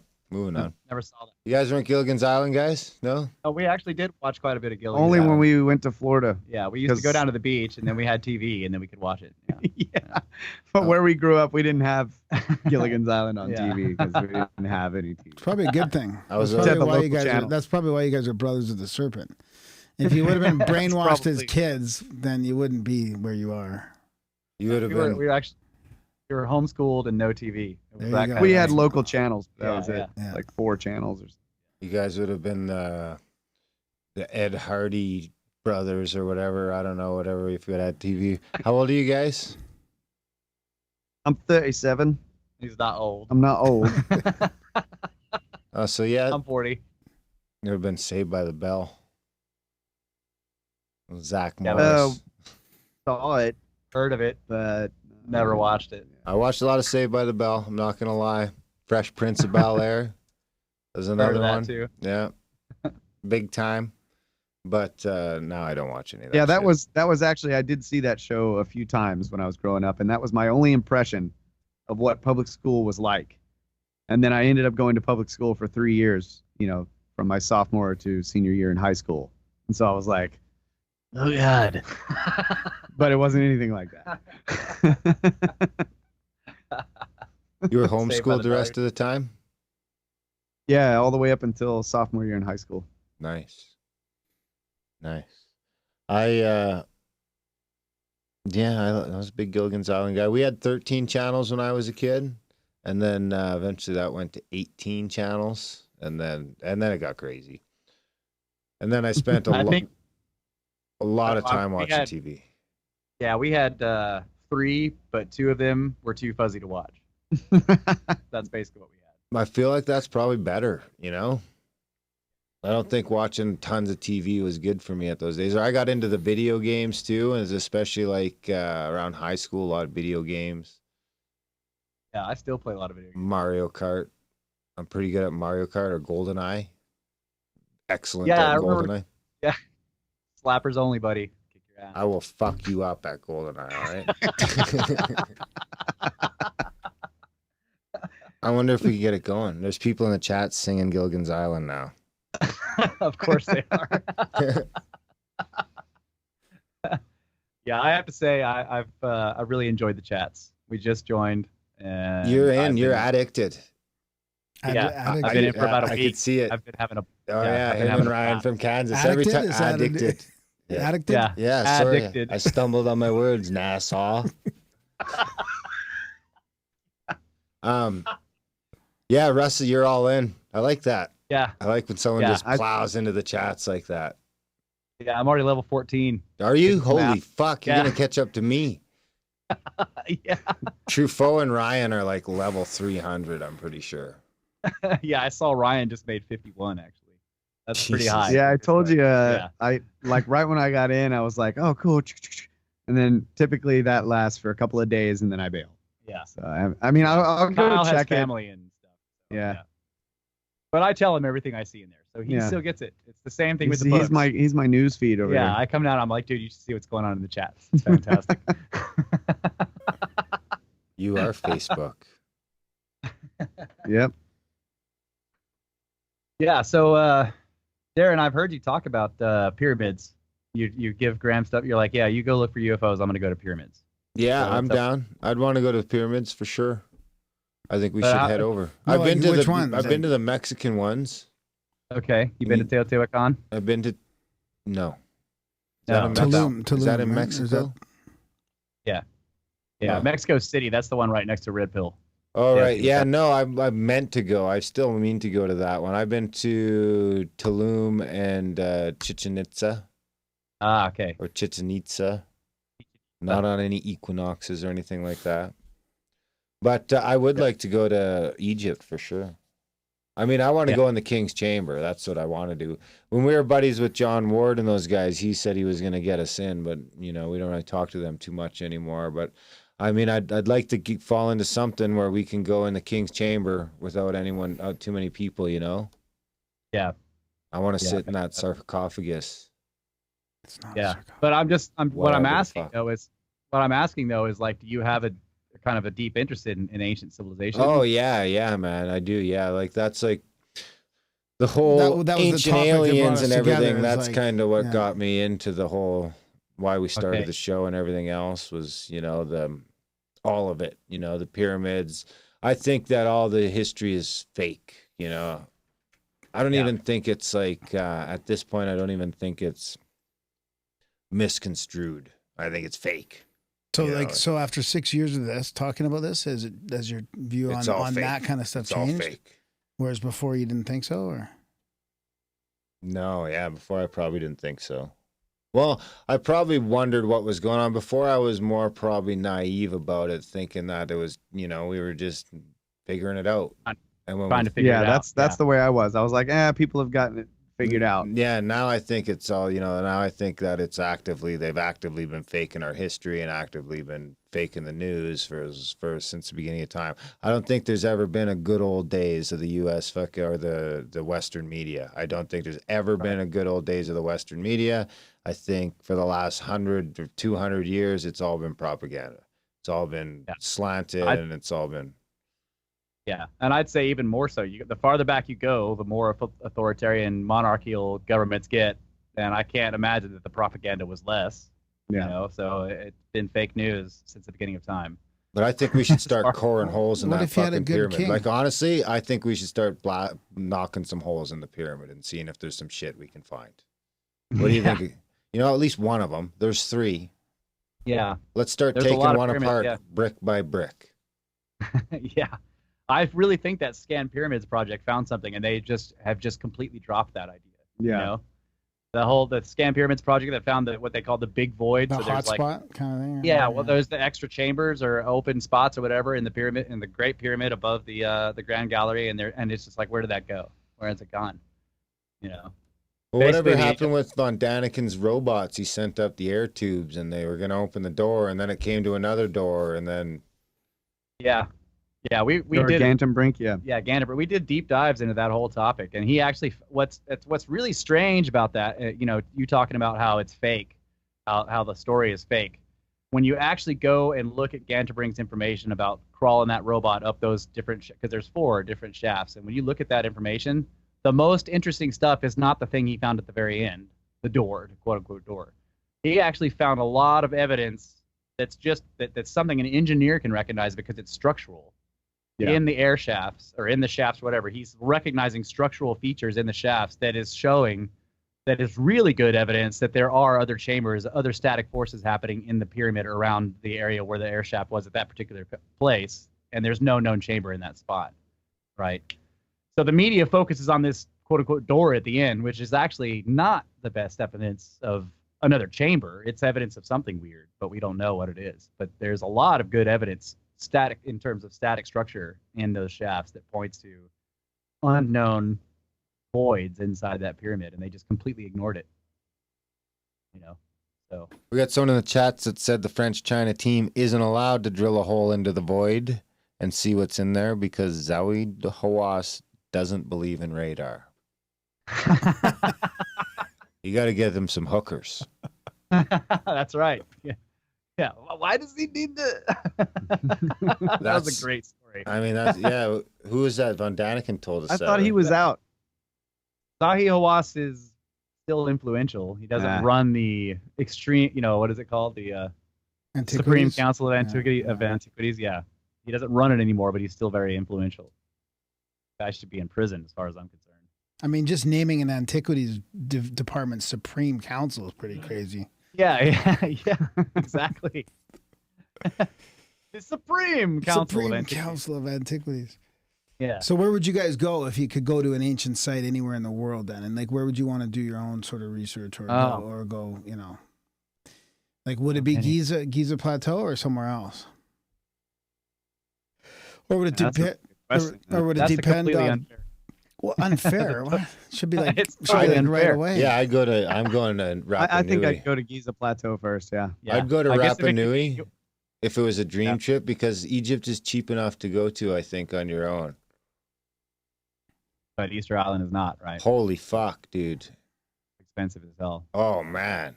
It's like 3 days. Right. 3 Actually, that's a days good- to get there from the city. Like when I looked at it, the cheapest I could find was like almost $4,000 a person. Wow. And then I don't even know if there's any place to stay when you get there. Yeah. Well, another caveat would be like, is this trip that you're saying, Graham? It's like I could go anywhere in the world. Can I do anything I want when I get there? In other words, can I go into any building? Let's just say might as well. Yeah, sure. Yeah, because like Secret passage, like secret. Yeah. You get passage into whatever you want. Yeah. So I don't know. I would have to think about that because, like, for Wait, instance, what, a secret passage into whatever you want, even if it theoretically doesn't exist yet? No, come on, man. No, I meant like passage no, through, like, like if in, there are like a so you can ticket, just like walk through a ticket. wall and he's in the No, void? no, I don't mean like that. Okay. I mean, no, like if there are secret passages, I can go in them, even though they're normally yeah, blocked off, exactly. not allowed. Yeah, you can't just Right. pass wall.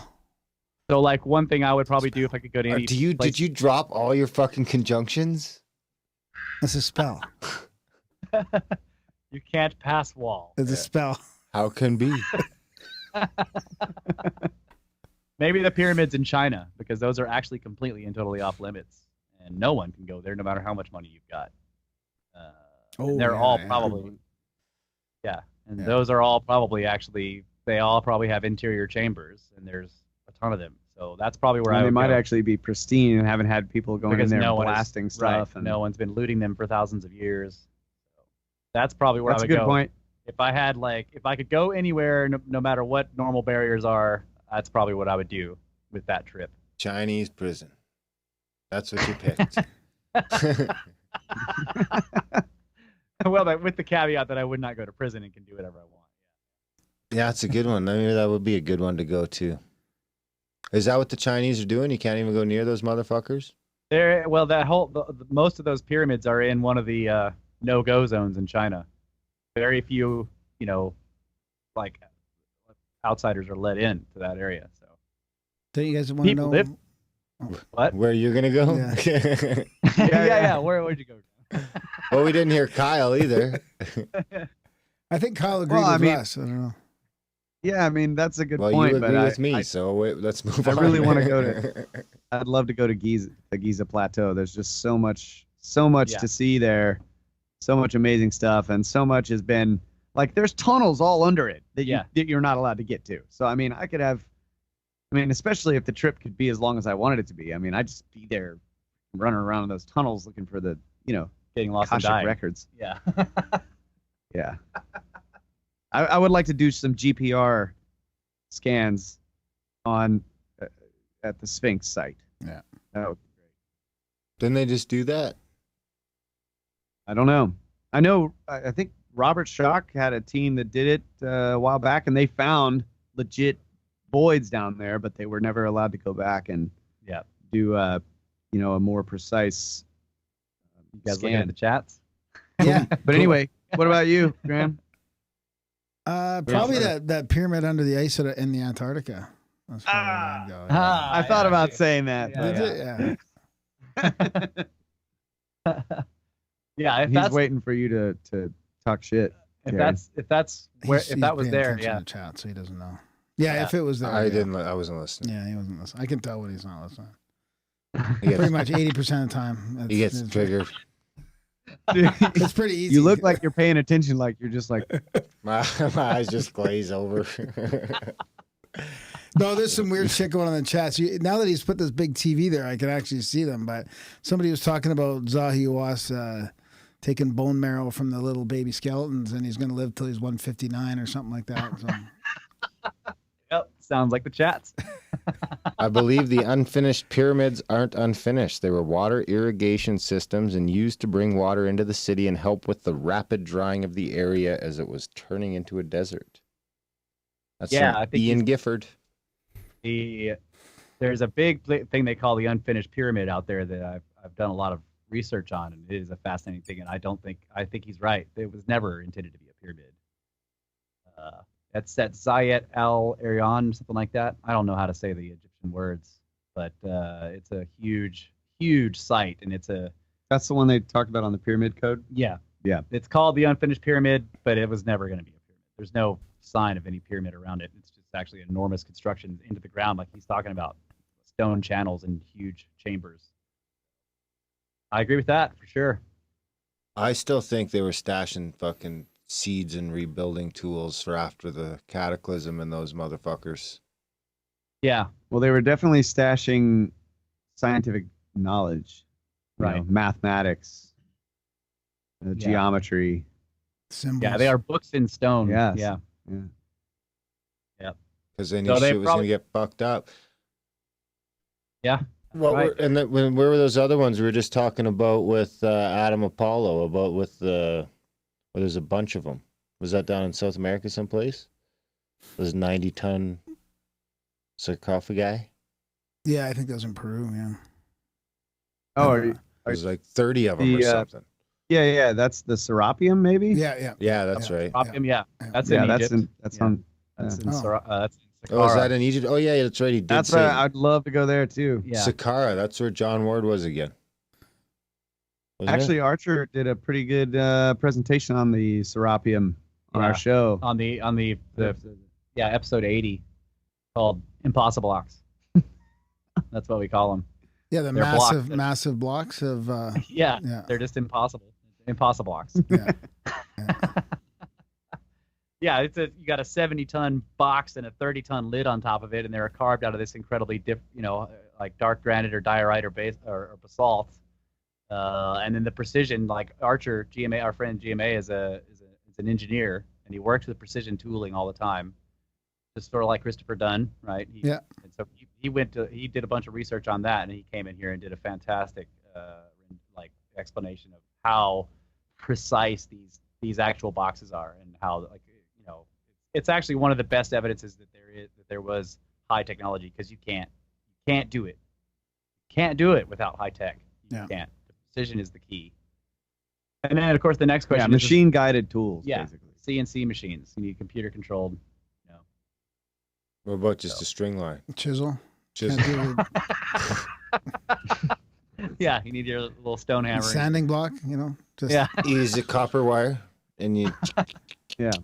and you get a bunch of slaves pulling on either end. You pull hard, fast. Get through that basalt. Is it 9.5? Yeah. And they're doing it so fast that they cut 2 or 3 inches into the stone below by accident. Yeah. They They've cut went marks too on the far. stones below, because those slaves are really fast with their copper wire. Slaves of quick. No? Yeah, they've learned to be quick. Otherwise, they get whipped. As long as they're wearing butt flaps. That's right. I wonder where geez, yeah, I don't know. It wasn't slaves, that's for sure. There's a bunch of people on mushrooms. Ian Gifford seems to think that even the pyramids themselves were part of a water system. Yeah, there are some interesting theories about that. It's possible. I don't know what the pyramids were for. I don't pretend to know. But we definitely discuss a lot of different ideas. And I think that your idea of them being some kind of repository of knowledge and seeds, data, whatever, is That's possible. not my idea. it seems like a lot of work. Just for the record, I just stole that from someone else. Okay, your what you said there, your opinion. What about Your idea was that shooting- they were a suppository. Yeah. What about shooting other planets? Do what? You give that one any credence? That it was the weapon Oh, that like- shot Marduk or whatever? Like if you get inside the stone sarcophagus The Giza in the Death king's Star. chamber, And you shoot on- a when- fucking... when and all it the blows planets up. are aligned, it beams you over to the pyramids on Mars. That's right. When you're in there in the right time, you just get teleported to the pyramids on Mars. Yeah, That's that's really obviously going what on. they were built for. Yeah. Is there pyramids on Mars? Near the face. I thought the face got debunked. You It's- just yeah, said the face history is not a a- lie. Touché, sir. They're like 5-sided looking geometric. Graham is Yeah, on, they're- Graham's on the ball tonight. Here's the ball. Here's Graham. Dig it in, buddy. Next week you won't be. I still will be.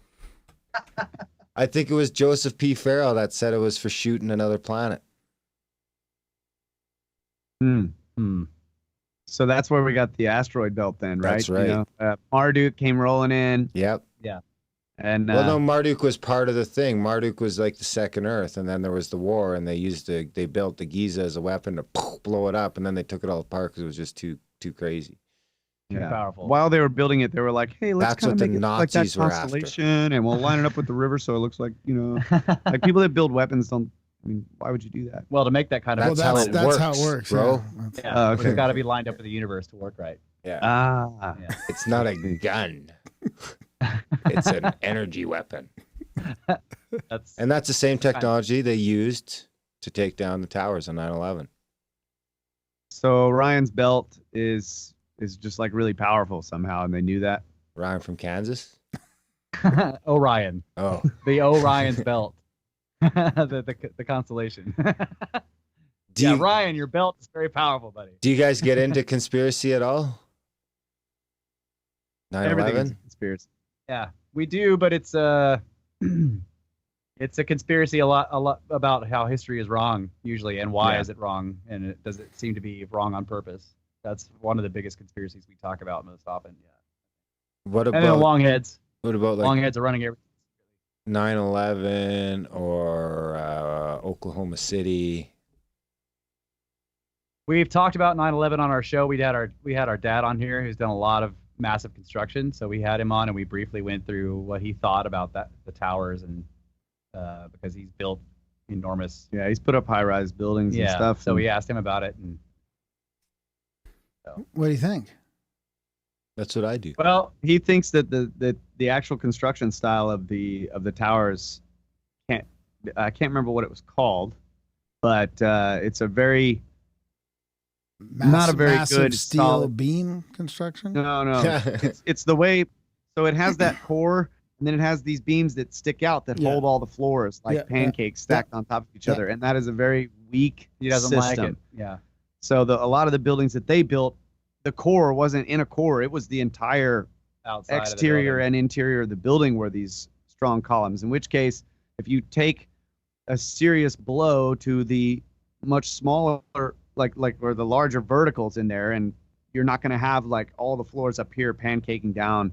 But in this particular style of construction, that seemed very likely to him, Conducive, yeah. given the damage. The end result was he was like, there was a lot of weird stuff with the 9/11 things. Like Building 7 is very strange, and there were a whole bunch of other weird things. But he doesn't have a problem. He thought that he was like, look, I think those buildings would have come down like that, given what it appears happened to them. Does not require demolition. Right. In other words, What about the if it past took ones? That's that blow, interesting. Yeah, they wouldn't have like tipped over or like all the steel. What about all the steel beams that just were no longer there when it fell? Like you could see through. You could see through the lobby without like if how many floors was it? 110 floors or whatever. Yeah. If all that, where did all that steel go? Like it would have piled up like 20 floors or something.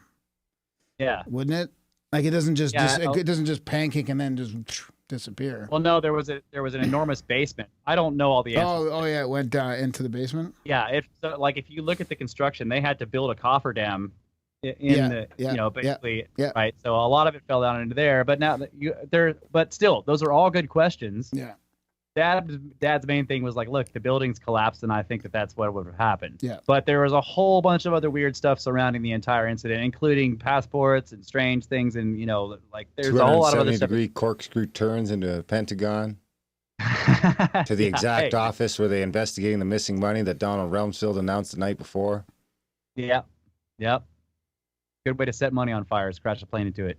The Naval Accounting Office, where they were looking for the $2.3 trillion that Donald Rumsfeld announced the day before, then announced that the new war would be a war on waste. Instead, we ended up with a war on terror.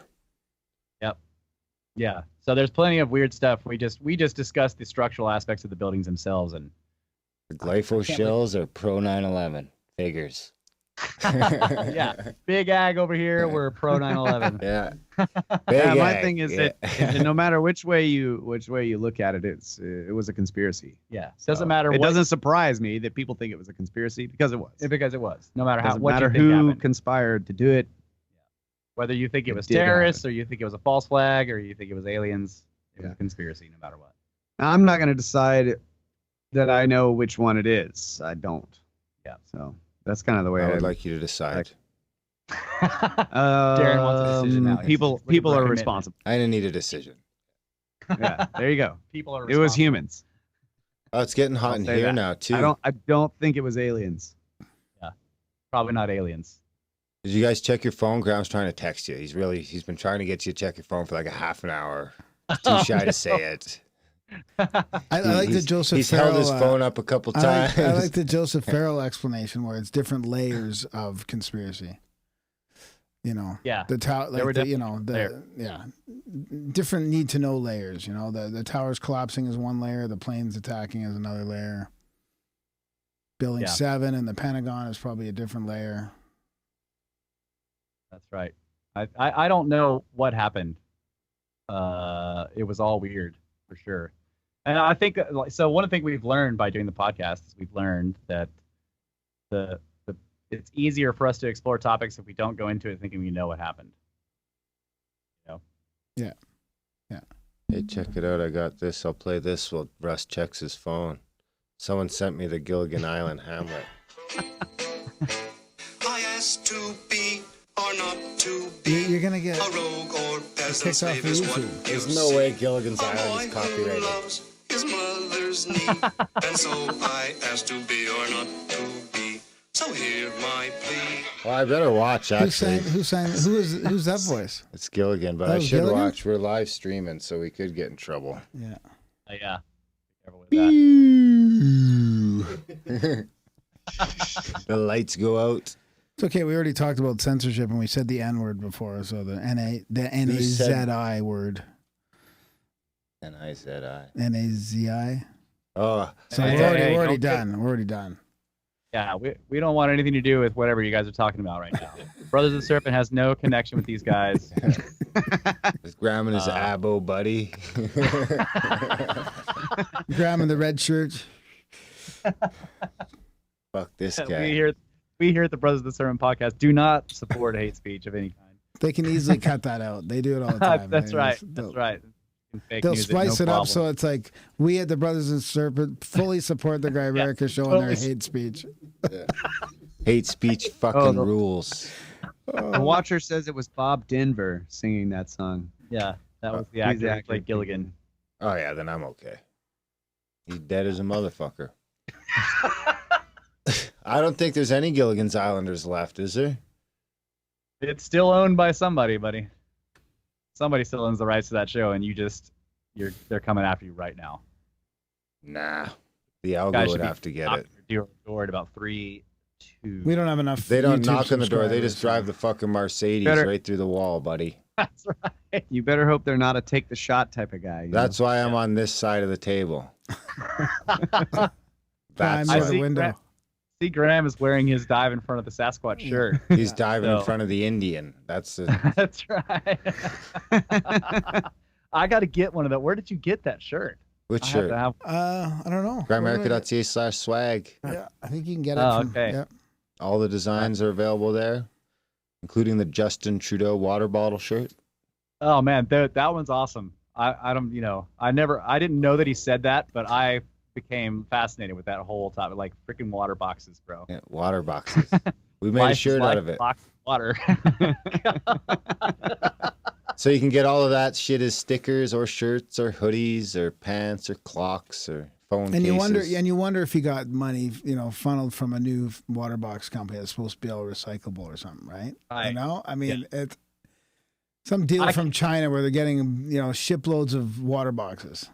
Yeah, and it's supposed to be eco-friendly, right? Yeah, So, And get Oh, rid of God. all the plastic stuff. We got new stuff going on. And he couldn't remember Water. what he was It's supposed like- to say. I feel like it was not too long ago that they got rid of paper bags because like we were killing all the trees. right, Now we're bringing water boxes around. right. Yeah, What are Made those out of paper? boxes made out of paper? Yeah. Like- Oil. At his got- at his luncheon, 3 days later, there's a big picture in the newspaper, just surrounded by paper plates and water bottles and plastic forks. Of Like course. 3 days after he announces the ban on him, it's like, really, dude? How fucking inept can you be? Right. I'm sure he can top that. I Just mean, wait. I'd be that inept too, but I'd have someone on payroll to make sure it didn't get fucking photographed. By the way, there are 2 living Gilligan Island cast members left: Dawn Wells and Tina Louise. Yeah. We have the Watcher. No, I just know my Gilligan. Is We that got the Watcher Marianne and fact check. Ginger? I don't know. I don't know who No, they one were. of We're them about to is, find but- out. Watcher Probably will not tell us. Mrs. Howell that made it. There's no way Mrs. Howell is still kicking. We should get a Gilligan's Islander on the show. Probably Yeah. pretty Yeah. senile Get at him on this there. point. Man, I bet they got great stories to tell. Set stories. Hey? That's Some Gilligan's Island set stories, some stories from the island. Yeah. There you go. Yeah. Fantastic. Maybe they saw UFOs or something while they were out there. Yeah. They're probably pretty senile at this point. Oh, I saw some UFOs. Ginger and Marianne. Yeah, Did that you was tell Ginger. us where you wanted to go? Yeah, the pyramid under Antarctica. Oh, you just made one up? See, he did. He got it in there. I knew he was going to give you shit about that. You can't just make up pyramids. Okay, the Mars. The one of Mars then. If we can go anywhere, I'll just go to the one Ah. of Mars. then. There you Yes. go. You better. He just materializes there, suffocates. Yeah, it's a no consequences trip. Oh, You get to go to man. Mars. I wish I could You remember. can't actually go to the pyramids on Mars. You can only go to a spacesuit. That's as close as you're going to get. Yeah. You gotta get inside a spacesuit. Someone needs to send me what episode we played Graham's Mars One application on. I can't remember. Don't. I remember please talking to him don't. about that. Yeah, I remember talking to you about that at Contact. We got to dig it up again. again. I can't remember what He was- episode it is, but it's somewhere in the back catalog, and it is like it's got to be in the first fucking 30 episodes or 40 episodes. But it's the funniest thing you've heard in a while. It's like, I'm done. Graham now. was all in. I'm gonna go to One Mars. trip to Mars, he's going. The best part is like Guaranteed one I'm way trip. quick witted.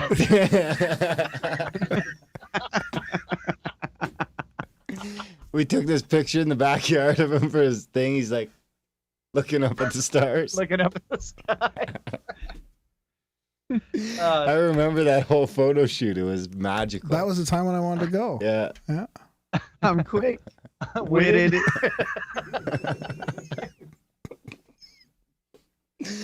Oh man, that's great. $40 later, Mars One went out of business. I Yep. think officially now, right? Yeah. How much money did they take? I don't know. It's I unbelievable. wonder what. I wonder what they did with it. I wonder if they like actually spent any money on anything legitimate before they were like, "This is crazy," or if it was just like from the beginning, let's try and soak these people for a couple $1 million. We should do a show on that. You guys should do a show on that. You guys are the deep divers. Yeah, we probably could do a show on that. We tried to have Mars One on the show, but they wouldn't come on.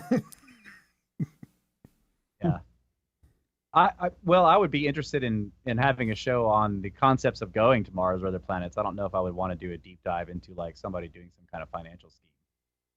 You know, they're like, hey, value for value. Give us money, you'll go to Mars. Promise.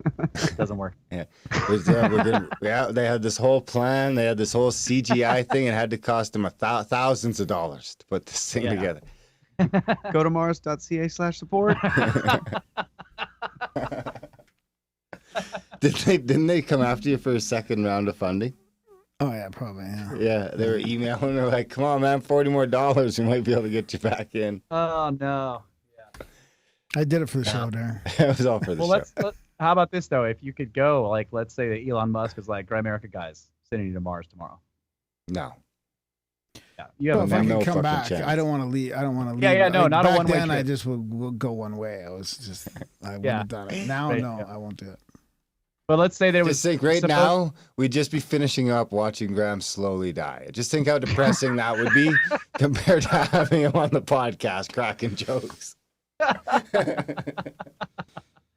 But no, let's say that it was Elon was like, it's gonna be a round trip. Yeah, Gonna I'd come go. back. Yeah, I'd go. Yeah, But of course, with any trip like that, it's not guaranteed that you survive. yeah, but, And no, but I'd still. I would go. still try it. Yeah. I would. Watching Graham trying to grow potatoes. I think I'd rather. I think I'd rather go to like one of the moons of Jupiter or something. That's what I was gonna say. I'd rather go to the moon than Mars. I mean, Yeah. it's right there. Yeah. I'd go. Just send me to the other side of the moon and let me like drive a freaking Drive the golf rover cart around. Yeah. Yeah. Give me that half track and just. Yeah. And it And the only moon would be fun because it's a low a couple G. days Yeah. too, right? Yeah. Yeah, 4 days or something. 4 3-day days, trip. 6 months. Pretty Right. easy choice. Pretty easy choice. Yep. Just think you'd have a And besides, I think there's more to find on the moon, Yeah. really, in terms of Mysteries. our history. Yep. If there's gonna be, something to find in terms of intelligent life, I think the most likely place is going to be the moon. What about Europa? It's an outpost. The Europa moon's would an be fantastic, outpost. but that would be really far. The moon's up to something. Yeah. I mean, or it's just all simulation.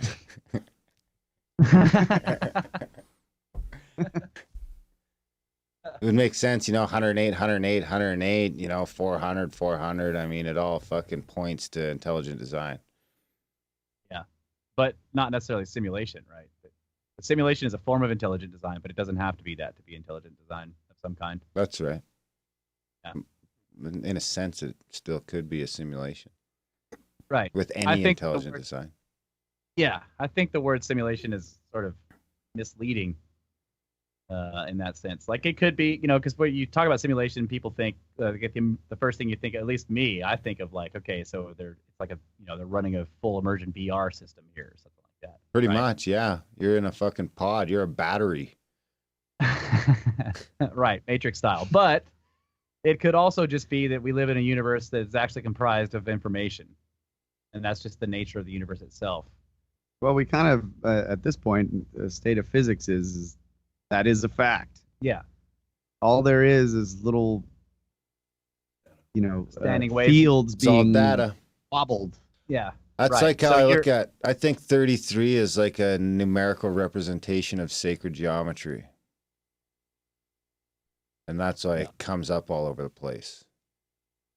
All those processional numbers seem to pop up everywhere, right? 33 is not one, but like processional numbers plus that one seem to pop up all over the place.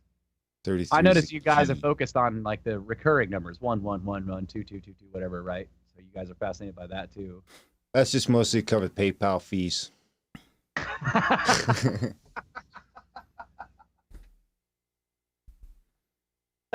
Genius, gents. That's right. Pretty genius, Jansen. And I think there's something to that numerology too, and the numbers in a row entice people maybe to click more, but PayPal fees are about 10%. Yeah, I understand, but I've heard you guys talk about like 1111. Oh yeah, That's and what I one mean. 1234.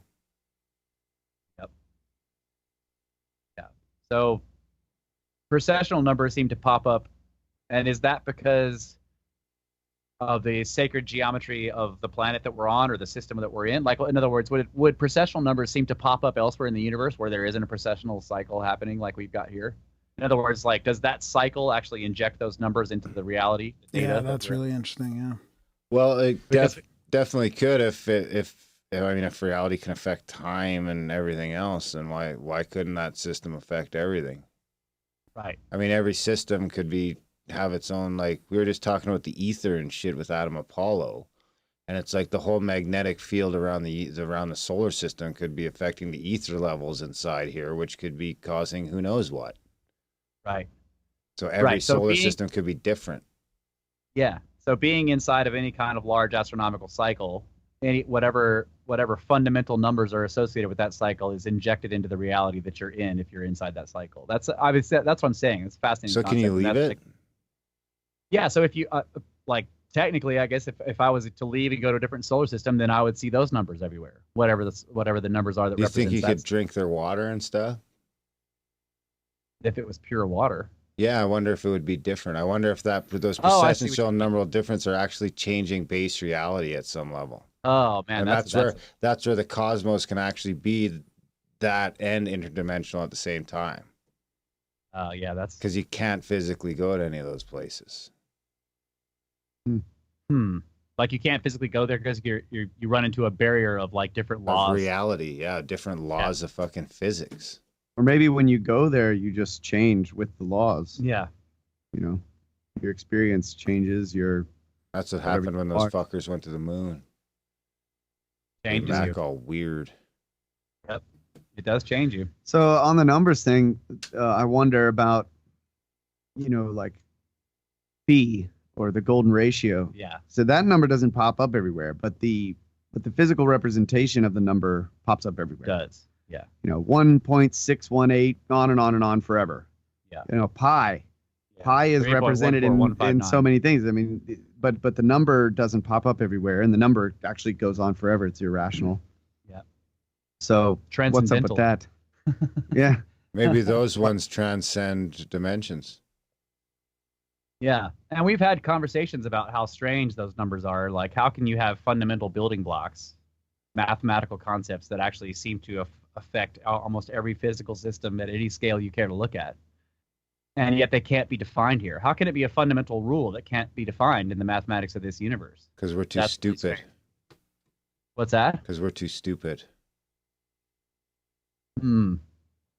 I definitely agree that we're dumb, but I don't know if that's why we can't define those numbers. I think it could be another layer of thinking that we need to add to our evolution. Oh, okay. I see what you mean. So another thing I wonder about is the problem. Does the problem have anything to do with the fact that we use base 10? Could be. Like, if we didn't use base 10, could we actually get A solid. a whole number? I don't think so. No. Okay. I'll just But I trust could be you. wrong. Just trust me on that. Let me know. Have you The guys, answer. have you guys looked up Robert Grant's work at all or followed that? I think he gets into that. He's a mathematician that's part of that Resonance Academy. Oh, okay. Colleagues with the two guys that we just interviewed that talk about the sacred geometry and the music scales and how the phi ratio is embedded in the platonics and music. So have you guys taken a look at my phone number? No. Take a look No. at the last 7 digits. I don't. It's funny, and I I didn't don't even read your text or anything. I didn't even think of it until it was when Greg Carl would join the chats, and I didn't believe it was him, and I was like, "What are the last 2 digits of my phone number?" And he punched them in, and I started looking at so it's like the first numbers are those 3 numbers that which are all sacred numbers. About to dox yourself, buddy. Be careful. Yeah, I better You're watch giving it. enough information where people can figure out what your phone number is. Moving on. You see what I mean, though? This is why you can't do a show without a guest. Yeah. You just dox yourself and you'd be screwed. Anyway, there's a lot of weirdness going on there. Anyway, Yeah, what I else? agree with that. I think there see is it. I something see it. to the numbers, man. So like the 33 thing, that I think there's something to that, and I think that maybe some people know about that, or that the knowledge about why those numbers are important has been preserved. Yeah. Now we're back to the Brotherhood. Now we're of the back to Serpent. that, or maybe the Masons, or Yeah. I accidentally doxed myself once when we first left the Google Hangouts because we'd filled up and we were too full. So I was like, "Oh, we'll go to WhatsApp." So I started making the WhatsApp group, and it a bunch of people joined before I realized if you went to the info part, it would give you all the phone numbers. So I was like, "Holy fuck!" So I shut it down, and then I started getting a couple texts. That's how Failed got my number. Oh, wow. And I mean, Failed and I became friends, so it wasn't so bad. But yeah, you got to watch. He Gotta be careful. super chatted us tonight. Yeah, he did. Failed always super Thanks, chats Failed. us. Every time he catches a live show, he super chats us. He wants to What's a see 2 super chat? shirts a week. It's just a way to support the live stream on YouTube. Oh, okay, cool. Yeah, We don't know where the money goes, but it's in there somewhere. Money is going somewhere. as if we'll ever get out of YouTube. It supports our YouTube premium subscriptions, though, so Yeah. that's a bonus. Going back to what y'all were saying about the audience, the community that you were talking about in the Yeah. beginning. I felt that 100% at Contact at the Cabin. Yeah. Everybody that came there was great. It was just, that was a great experience, and I can't wait to do it again with you guys and your audience. And we brought some of our friends, and anyway, it's a wonderful thing, man, that you guys got going on here. So we're glad to be a part of it. Thanks, It's man. magical. There's something Yeah. magical about it. I mean, we can't take credit for it. We just fucking show up and and and everything else sort of happened, in a lot of ways. We didn't plan all of it out, Definitely not. It seems like a responsibility in some ways at this point, but I mean, the community sort of just, it came out of nowhere, and I think it's going to be a great time. We're glad to have you guys in it. You fit right in. Yeah, you guys are awesome. And now we're going to go fucking trotting across North America, at least for the next couple of years, checking shit out with cool people. Hell yes. Starting in Can't April. wait. April 16th to 19th. Shoot me an email. Darren@Grimerica.com. Get on the list. Like I said, last time I checked, there was 13. There could be more by the time. I would guess by this time next week, there's going to be a whole lot more. And shoot me an email. I mean, even if you don't have the money right now, it's far enough away that we'll figure something out. If you can give me a $100 deposit or something like that, we'll figure it out. And we'll get you paid up by the time we get there. We got to come up with a deposit here in the next couple of weeks. That's a few $1,000 so we can get the venue secured. And then once we got that, we can trickle you guys in for the next couple months. We won't hold your feet to the fire. And then COM 2025, Contact on the Moon. There you go. That's what I'm waiting for. Yes. I thought it was Contact at the Castle first. Sure. Yeah, we're Contact at the Castle's coming. I was actually looking at castles in the UK, and they're cheaper than Elk Lake Lodge. Yeah. It seems. Yeah. So. Yeah, I mean they're doing the same thing, man. They're doing Airbnb, Yeah. 100%. Some people there just own castles because they've been in their families for so many years. So we definitely need to rent the castle. Yeah. If we're gonna go. Yeah, That's the castle you need to get. Aw. He wouldn't write aw. It says the contact at the He must have He must died have right died there. while writing it. I don't get it. Come on. watch He's Monty only Python. seen it once and he Is this- wasn't in a good state. To I was on watch it. mushrooms. Yeah. Is this Monty Python? Yeah. Yes. Holy They're- Grail. They're Watch- also, watch they're the Holy also Grail. experts in the Holy Grail. Oh, so we should Right. do a viewing. Maybe that could be something we should. do at CAC 2020. We'll do a Holy Grail we viewing. should just have it running on loop. in the Just studio. nonstop. The Holy Grail's just always playing in the studio. Yeah. That's easy. Dude, I don't know what it is. Maybe Graham, you've experienced this, but I brought like a group of people over to my house who had never seen it, and I had been cracking jokes about it and just building it up, and then we all sat down on the couch and put it on and watched it, and they never laughed. Yep, they don't get The it. whole time. Totally, It was yeah. just like, That's like what Gary. is He's just wrong? like, What's wrong they don't with get these it. Yeah. Every scene is hilarious and nobody laughs. Well, I suppose that's good as point as any to wrap it up, eh? Getting late for the All right, Snake boys. Bros. Almost midnight down there. Yeah. yeah. Down there, 11:03. Texas style. Yeah, thanks for staying up, guys, for us. Thanks for Yeah, it was staying up. Thanks for having us. We'll pop this fucker out Friday. Fill it up. Support the show. Grimerica.ca/support. Support these guys too. I don't know what their URL is, but what's your URL? Well, we got patreon.com/brothers of the Serpent. And then if you just go to brothersoftheserpent.com, you can find our donate button right there. It's the Snake Bros pyramid scheme. Send us straight to pyramids. There you have it. Awesome. Check out our It's a support. scheme where you send us money and we go to pyramids. Perfect. Right. The scheme. I'm in Pyramid on the I'm in on the scheme. We're in on the Yeah, you scheme. are. We support them. All right, good. Just so you Thanks. know. Yeah, thanks for letting me know. Gave me 10 Canadian dollars. I haven't been able to spend it yet, but I'm going to find out how. And $666 a month. That's How's that for some sacred number action? And don't forget, Grimerica.ca/support, guys. The Patreon button's there. If you guys can get us up to 200 Patreons by the end of July, we'll keep popping out 2 shows a month. A week. Forever. Forever. Dun, dun, dun. I just have to delete this episode. And sign up for So CAC. this We're is gonna publish it, so you're screwed. Yeah. This is a Swapcast, so we're publishing our own version of it, man. So it's getting out there. You can't stop it. That's right. Your feet will break soon.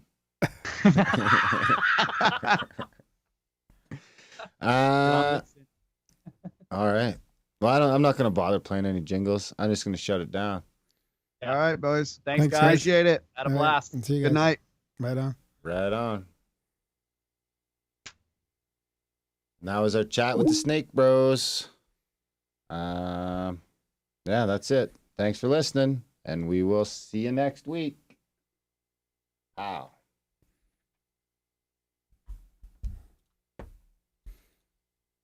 I'm going to jump in on here quick. You still live too? Yeah. Yeah. Say goodbye to the Yeah. live. Thanks to everybody for joining us. Thanks for joining the live stream, guys. We'll see you next week.